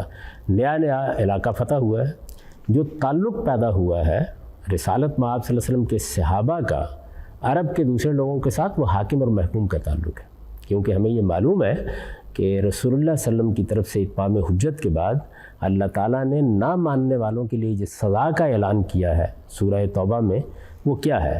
یعنی نہ ماننے والوں میں مشرکین عرب ہیں تو ان کے لیے موت کی سزا ہے، اور دوسرے گروہ ہیں، اہل کتاب کے بھی کچھ گروہ موجود تھے، دوسرے گروہ ہیں تو ان کے لیے محکومی کی سزا ہے۔ تو اس وجہ سے غیر مسلم جتنے بھی ہو سکتے تھے وہ یا تو مشرکین کے زمرے کے ہوں گے یا اہل کتاب کے۔ اہل کتاب کے زمرے کے لوگوں کو اس سزا کا سامنا تو نہیں کرنا پڑے گا جو مشرکین کے لیے بیان ہوئی ہے، لیکن محکومی کی سزا ان کے لیے بھی، حتیٰ یؤت الجزیۃ عن ید وہم صاغرون، یعنی ان کو بھی محکومی قبول کرنی ہے۔ یہ اصول جان لینا چاہیے، اس لیے کہ اللہ کے پیغمبر کی طرف سے اتمام حجت کے بعد اس اصول کی میں بہت وضاحت کر چکا ہوں۔ اس کا تو کوئی سوال نہیں ہے کہ وہاں کوئی قومی ریاست قائم ہونی ہے، یعنی جو تعلق پیدا ہونا ہے صحابہ کے درمیان، حضور پر ایمان لانے والوں کے اور دوسروں کے حاکم محکوم کا تعلق ہے۔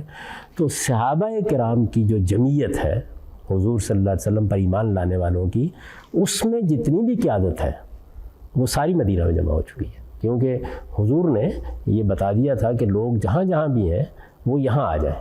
اگر کچھ لوگ نہیں آئے تھے تو ظاہر ہے کہ وہ قیادت میں بھی اس مقام پر نہیں تھے، تو لیڈرشپ ساری کی ساری جو تھی وہ وہاں جمع تھی۔ اس میں ظاہر انصار کی لیڈرشپ بھی موجود تھی اور مہاجرین قریش کی لیڈرشپ بھی موجود تھی، جو نئی لیڈرشپ پیدا ہوئی۔ یعنی ایک تو قریش کی وہ لیڈرشپ تھی جو زمانہ کفر میں تھی، وہ ساری بدر میں ختم ہو گئی۔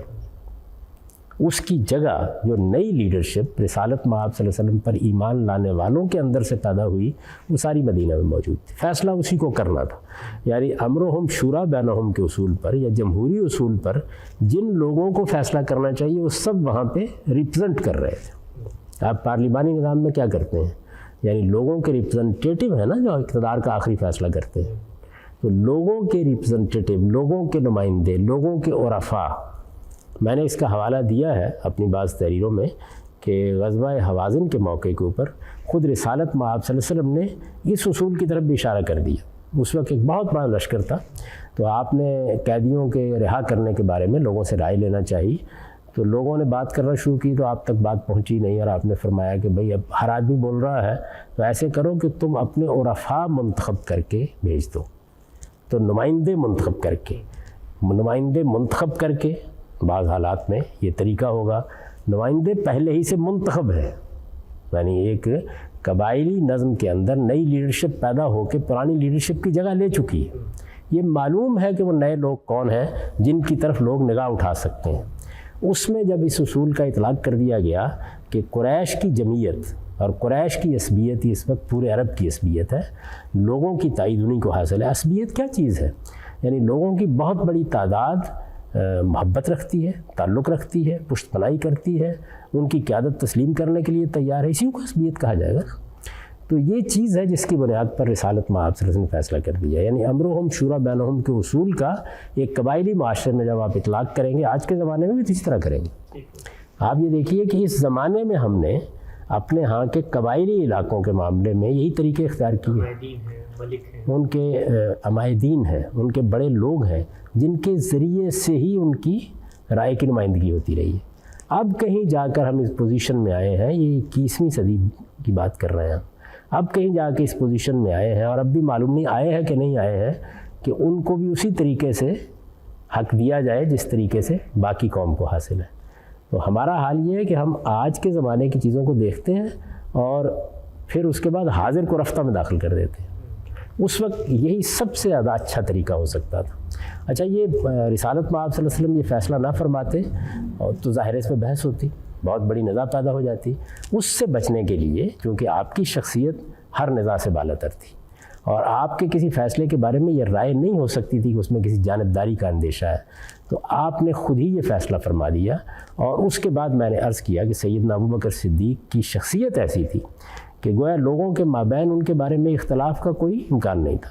اچھا، 2 آدمی 4 آدمی فرض کر لیجیے اختلاف بھی رکھتے ہیں تو لا یومو بھی اس کی کوئی حیثیت نہیں ہے، جمہوری اصول پر بھی کوئی حیثیت نہیں ہے. تو ایک بڑی تعداد اس کی تائید ظاہر ہے کہ اگلے دن کے واقعات سے ہو جاتی ہے. اگلے دن آ کے جب یہ اطلاع کی گئی تو کیا مدینہ میں بغاوت ہو گئی؟ کیا اب تلواریں کھنچ گئیں؟ کیا لوگوں نے ماننے سے انکار کر دیا؟ کچھ بھی نہیں ہوا. یعنی لوگوں نے خوش دلی کے ساتھ ان کو اپنا حکمران مان لیا. تو بالکل ٹھیک جمہوری اصول کے اوپر سیدنا ابوبکر صدیق کو اقتدار منتقل ہو گیا. اب اس میں یہ ذہن میں رکھیے کہ جمہوری اصول کے اوپر جب میں کہتا ہوں تو پہلی چیز کیا ہے، پورے جزیرہ نما عرب میں جس گروہ کو لوگوں کی تائید حاصل ہے اس گروہ کو اقتدار منتقل ہوا ہے. اس گروہ کو، وہ کون ہے؟ مہاجرین قریش. اس گروہ کی ساری قیادت اس پس منظر میں، یعنی رسالت مآب صلی اللہ علیہ وسلم کی دعوت اٹھی، آپ مدینہ میں آئے، وہ دارالہجرت قرار پایا، اس پس منظر میں ساری قیادت مدینہ ہی میں موجود ہے. جو قیادت پہلے تھی قریش کی وہ ختم ہو چکی ہے، یعنی پارلیمنٹ مدینہ میں ہے آج کے زمانے کے لحاظ سے دیکھیں. یعنی وہ ساری قیادت جو پہلے تھی وہ معرکہ بدر میں ختم ہو گئی ہے، اور نئی قیادت جو پیدا ہوئی ہے وہ ساری پہلے سے وہی موجود ہے. اسی کو فیصلہ کرنا ہے. تو امرہم شورا بینہم کے ہر اصولی اطلاق کے لحاظ سے بالکل ٹھیک قاعدے کے مطابق سیدنا ابوبکر صدیق کو حکومت منتقل ہو گئی. اس وجہ سے جب لوگ یہ کہتے ہیں نا کہ دیکھیے وہ تو ایک چبوترے پر لوگ بیٹھے ہوئے تھے، انہوں نے منتخب کر لیا، ایسا نہیں ہے. پارلیمانی پارٹی کا بھی اگر آج مثال کے طور پر اس وقت ہمارے وزیر اعظم دنیا سے رخصت ہو جائے تو جس پارٹی کے پاس اقتدار ہے اسی کی پارلیمانی گروہ کو مل بیٹھ کے فیصلہ کرنا ہے. وہ ہو سکتا ہے کہ بنی گالہ میں فیصلہ کر رہے ہوں بیٹھ کے، ہو سکتا ہے کہ کسی چبوترے پر بیٹھ کے فیصلہ کر رہے ہوں، ہو سکتا ہے کسی ہوٹل میں بیٹھ کے فیصلہ کر رہے ہوں، لیکن کیا وہ فیصلہ نمائندگان کا فیصلہ نہیں ہوگا، ریپرزنٹیٹیوز کا فیصلہ نہیں ہوگا؟ تو اصل میں بات یہ ہے کہ اس موقع کے اوپر بھی بالکل اسی طریقے سے ایسا ہوا ہے. میں پھر توجہ دلا دوں کہ جو اصول ہے، یعنی یہ اصول کہ فیصلے کی بنیاد امرہم شورا بینہم ہے، اس کا اطلاق آپ ان حالات میں کریں گے جو آپ کو میسر ہے. آج کے حالات میں اس کا اطلاق اور طریقے سے ہوگا، قبائلی تمدن میں اور طریقے سے ہوگا، کسی اور معاشرے میں اور طریقے سے ہوگا۔ ہم اس وقت انتخابات کی بات کرتے ہیں، اس میں آپ بیلٹ باکس رکھتے ہیں، اس میں ایک الیکشن کمیشن بناتے ہیں، اس کے بعد یہ سب ہوتا ہے۔ ممکن ہے کہ ٹیکنالوجی کا ایسا انقلاب برپا ہو کہ 15-20 سال کے بعد ہم بالکل ہی اور طریقے سے یہ انتخاب کر رہے ہیں۔ تو طریقہ ہم نہیں ہے، وہ اصول کیا ہے، پرنسپل کیا ہے جس کی بنیاد پر فیصلہ ہو رہا ہے، وہ امر شورا بینہم ہے۔ اور میں نے عرض کیا کہ سیدنا عمر رضی اللہ عنہ نے جو خطبہ دیا ہے وضاحت کرنے کے لیے، اس میں پھر ایک مرتبہ اس اصول کو مؤکد کیا ہے کہ یہ بات یاد رکھو کہ لا خلافت الا مشورۃ من المسلمین، یعنی مسلمانوں کے رائے ہی سے خلافت کا انعقاد ہونا ہے، یہ طے شدہ اصول ہے۔ اس کا ظہور کیسے ہوگا، اطلاق کیسے ہوگا، جو حالات میسر ہوں گے۔ اب دوسرے انتخاب پر آئیے، اس میں بھی بہت اطمینان سے لوگ یہ کہہ دیتے ہیں کہ یہ تو ایسے ہی ہے جیسے کہ ولی عہد مقرر کیا جاتا ہے۔ سیدنا ابوبکر صدیق نے سیدنا عمر کو نامزد کر دیا، ایسا نہیں ہوا، یعنی بالکل وہی قاعدہ اختیار کیا گیا ہے جو قاعدہ اس سے پہلے ہم زیر بحث لا چکے ہیں۔ سیدنا ابوبکر صدیق کا آخری وقت آیا ہے تو انہوں نے تمام بڑے لیڈروں کو بلایا ہے۔ آپ جو ہمارے ہاں تاریخ کی اولین کتابوں میں شمار ہوتی ہے طبقات ابن سعد، صرف اس کو نکال لیجئے اور اس میں وہ ساری رودات پڑھ لیجئے، یعنی یہاں پھر دیکھیے جو بات بیان کی جاتی ہے وہ بالکل سادگی سے بیان کر دی جاتی ہے کہ انہوں نے نامزد کر دیا۔ انہوں نے نامزد نہیں کیا، انہوں نے نام پیش کیا، یعنی لوگوں سے رائے لی کہ میں اپنے بعد اگر عمر کو نامزد کروں تو تم کیا کہتے ہو۔ وہ تقریریں موجود ہیں جو لوگوں نے کی ہیں۔ لوگوں نے کہا کہ آپ جن کا نام لے رہے ہیں ان کا باطن ان کے ظاہر سے زیادہ پسندیدہ ہے۔ کچھ لوگوں نے اعتراض بھی کیا ہے، طبیعت میں کچھ خشونت ہے، انہوں نے اعتراضات کا جواب دیا ہے۔ سارے لیڈر جو مہاجرین و انصار کے ہیں ان سب سے انہوں نے مشورہ کیا، بلکہ انصار کے بعد لیڈروں سے خاص طور پر مشورہ کیا ہے۔ مشورہ کرنے کے بعد جب ان کو یہ اندازہ ہو گیا کہ اس وقت قریش کے جو بڑے لیڈر یہاں موجود ہیں، اور ظاہر ہے کہ سیاسی حالات میں کوئی بڑا تغیر نہیں آیا تھا، جتنے لیڈر بھی یہاں موجود ہیں ان کی اکثریت آپ کہہ سکتے ہیں، بلکہ اتفاق رائے وہ سب کے سب مطمئن ہیں۔ تب انہوں نے اپنی وصیت لکھوائی، ان کا نام پیش کر کے وہ خط لکھا اور یہ کہا کہ یہ کل لوگوں کو پڑھ کے سنا دیا جائے، اس کے بعد وہ بیعت کر لیں۔ یعنی یہ معاملہ بھی بالکل اس طریقے سے ہوا ہے۔ ہمارے آج کے زمانے میں بھی اس سے مختلف کیا ہوگا؟ پارلیمانی پارٹی فیصلہ کر دے، یعنی ایسا ہی ہوگا نا۔ اگر فرض کر لیجئے کہ حکمران دنیا سے رخصت ہو گیا ہے تو کسی نئے انتخابات کا سوال نہیں ہوگا۔ یہاں تو اب ہم نے 5 سال کی مدت مقرر کی ہوئی ہے، ورنہ تو اگر آپ بالکل سادگی سے قبائلی ماحول میں چلے جائیں تو بھائی جب سیاسی حالات میں تغیر ہوگا تو ہو جائے گا، لیکن جب تک نہیں ہے تو جس گروہ کے بارے میں ابھی تک یہ اطمینان ہے کہ پورے عرب میں اسی کی سیادت قائم ہے، وہی فیصلہ کرے گا، اس کی لیڈرشپ وہی موجود ہے اور وہ فیصلہ کر رہی ہے جو فیصلہ انہوں نے کیا۔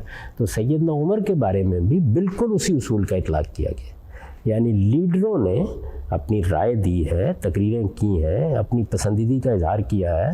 سیدنا عثمان کی تقریر موجود ہے، اس میں سیدنا اسید کی تقریر موجود ہے اور بعض لیڈروں کی ہے۔ مہاجرین و انصار کے تمام بڑے لوگوں سے مشورہ کرنے کے بعد انہوں نے یہ رائے قائم کی۔ ایسے ہی آج کے زمانے میں بھی کیا جائے گا۔ اب یہ دیکھیے کہ سیدنا عمر رضی اللہ عنہ کا غیر معمولی دور جب ختم ہوا، اور ظاہر ایک بڑے حادثے پر ختم ہوا، اس لیے کہ ان کو بھی شہید کر دیا گیا۔ تو انہوں نے جو 2-4 دن زندگی کی مہلت پائی، اس کے دوران میں کیا کیا ہے آپ دیکھیے، وہاں پر بھی بالکل وہی صورتحال ہے۔ وہ یہ کہتے ہیں کہ اس وقت 6 لوگ ہیں لیڈرشپ جن میں منحصر ہو گئی ہے۔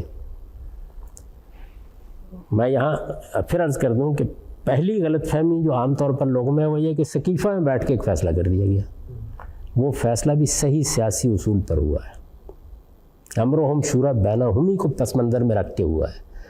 دوسرے انتخاب کے بارے میں کہا جاتا ہے کہ وہاں تو انہوں نے نامزد کر دیا، وہ نامزدگی اس طرح نہیں ہوئی جس طرح خیال کیا جاتا ہے کہ بس میں نے نامزد کیا اور اس کے بعد کسی کو حکمران بنا دیا گیا۔ اس کے لیے رائے لی گئی ہے، مشورہ لیا گیا ہے، کوئی اعتراض ہوا ہے تو اس کا جواب دیا گیا ہے، اور تمام بڑے لیڈروں نے اتفاق کیا ہے اس نامزدگی سے، اس کے بعد ان کا نام پیش کیا گیا ہے۔ تیسرے معاملے میں یہ عرض کر رہا ہوں کہ سیدنا عمر رضی اللہ عنہ کیا کہہ رہے ہیں، اس میں بھی یہ تاثر کیا جاتا ہے کہ انہوں نے 6 آدمیوں کی شورا بنا دی. ایسا نہیں ہے، انہوں نے یہ کہا ہے تم 6 لوگ ہو کہ جن کو لوگ لیڈرشپ کے لیے دیکھتے ہیں. 6 کینڈیڈیٹس ہیں. 6 کینڈیڈیٹس ہیں. 6 لوگ ہو تم جن کی طرف لوگ لیڈرشپ کے لیے دیکھ سکتے ہیں.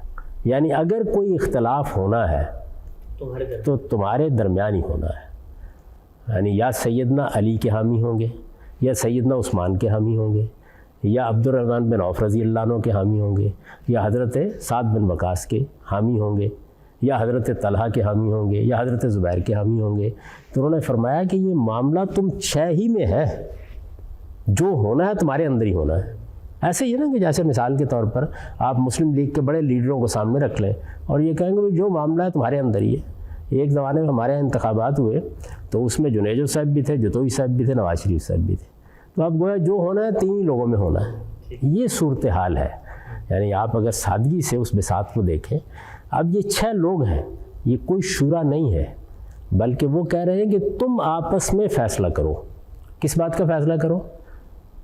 کیا تم کسی ایک آدمی پر راضی ہو جاتے ہو؟ جس پر تم راضی ہو جاؤ گے لوگ راضی ہو جائیں گے، کیونکہ لوگ تمہارے پیچھے ہیں. یعنی اس وقت بھی اگر آپ دیکھیں کہ جتنی پاکستان میں بڑی پارٹیاں ہیں، اگر آپ غور کریں تحریک انصاف ہے، مسلم لیگ ہے، پیپلز پارٹی ہے، ANP ہے، جمعیت علماء اسلام ہے، MQM ہے، آپ یہ جتنی بھی نمایاں پارٹیاں، جماعت اسلامی کو بھی شامل کر لیں، یعنی یہ جو نمایاں پارٹیاں ہیں، اگر آپ یہ کہتے ہیں کہ بھائی تمہاری لیڈرشپ ہے جس کے اندر اختلاف ہونا ہے، تو تم جو زیادہ اعتماد رکھنے والا کوئی شخص ہے اس کے اوپر اطمینان کر لو. انتخابات کرانا ممکن نہیں ہے. آپ ایک قومی حکومت قائم کرنا چاہتے ہیں، آپ عام طور پر کرتے ہیں نا آل پارٹیز کانفرنس بلا لیتے ہیں. اس موقع کے اوپر آپ کچھ فیصلے کرتے ہیں، آراء قائم کرتے ہیں. تو ہر وقت انتخابات ہی نہیں ہوتے، بے شمار موقعوں کے اوپر دوسرے طریقے اختیار کرنے پڑتے ہیں. ایک یہ سب قریش سے نہیں کا تعلق ہے، یعنی وہ پارٹی سب کے سب قریش سے ہے. یعنی وہ تو طے ہے کہ قریش کے اندر ہی سے لیڈرشپ ہونی ہے، یہ تو طے ہے. سوائے اس کے کہ خود قریش مطمئن ہو جائے کہ ان کے ہاں لیڈرشپ نہیں ہے، یا ان کی لیڈرشپ سے زیادہ بہتر لیڈرشپ دوسری جگہ ہے، اور وہ اعتماد کر لیں. جیسے میں نے کہا کہ وہ اعتماد اگر قریش کا حاصل ہو جائے تو سعد بن عبادہ کو بھی حاصل ہو سکتا تھا، وہ اس کے خواہش مند رہے. وہ معاذ بن جبل کو بھی حاصل ہو سکتا تھا، وہ دنیا میں اس وقت موجود نہیں تھے. وہ تو بالکل ایسے ہی ہے کہ بعض اوقات ایک بڑی پارٹی بھی یہ کہتی ہے کہ ہم کسی دوسری پارٹی کے بڑے لیڈر کے اوپر اعتماد کر رہے ہیں. اصل چیز تو یہ نا کہ لوگوں کی پشت پناہی آپ کو حاصل ہے، ان کا اعتماد آپ کو حاصل ہے. تو وہ 6 لوگ جو اکٹھے ہو رہے ہیں ان کو کیا کہا جا رہا ہے؟ یعنی ان سے یہ نہیں کہا جا رہا کہ تمہیں تمہاری شورا بنا دی گئی ہے، نہیں، تم وہ 6 لوگ ہو، لیڈرشپ جن میں منحصر ہے. تم آپس میں کسی ایک آدمی پر متفق ہو جاؤ. ظاہر ہے کہ جو تم متفق ہو جاؤ گے تو تمہارے پیچھے جو لوگ موجود ہیں وہ آپ سے آپ متفق ہو جائیں گے، اور اس طرح پرامن طریقے سے انتقال اقتدار ہو جائے گا. اس موقع کے اوپر انہوں نے ابو طلحہ انصاری کو بلایا، اور سیدنا عمر نے ان سے کہا کہ جب یہ لوگ مل بیٹھے میرے بعد تو تم دروازے پر کھڑا ہو جانا. 50 انصار کے لوگوں کو لے گئے. اب دیکھیے نا کہ انصار کیونکہ اقتدار کی اس کشمکش میں شریک نہیں ہے اس وقت، انہی کے لوگوں کو یہ کہا. یہ ایک بڑے پہلوان قسم کے آدمی تھے. تم کھڑے ہو جانا اور ان کو 3 دن سے زیادہ کی مہلت نہ دینا. ان سے کہو فیصلہ کرو. آپ نے دیکھا ہوگا خود پوپ کا فیصلہ کرنے کے لیے یہی طریقہ اختیار کیا جاتا ہے، دروازے بند کر دیے جاتے ہیں اور کارڈینل فیصلہ کرتے ہیں. تو گویا 6 لیڈروں کے مابین یہ فیصلہ ہونا. یہ لوگ اکٹھے ہوئے. اب دیکھیے کہ انہوں نے کیا طریقہ اختیار کیا.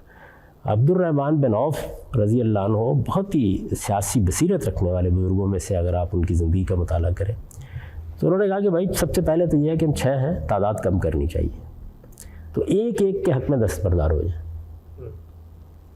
اب ان کے اس دعوت کے اوپر ایک ایک حق میں دستبردار ہوئے 3 لوگ رہ گئے.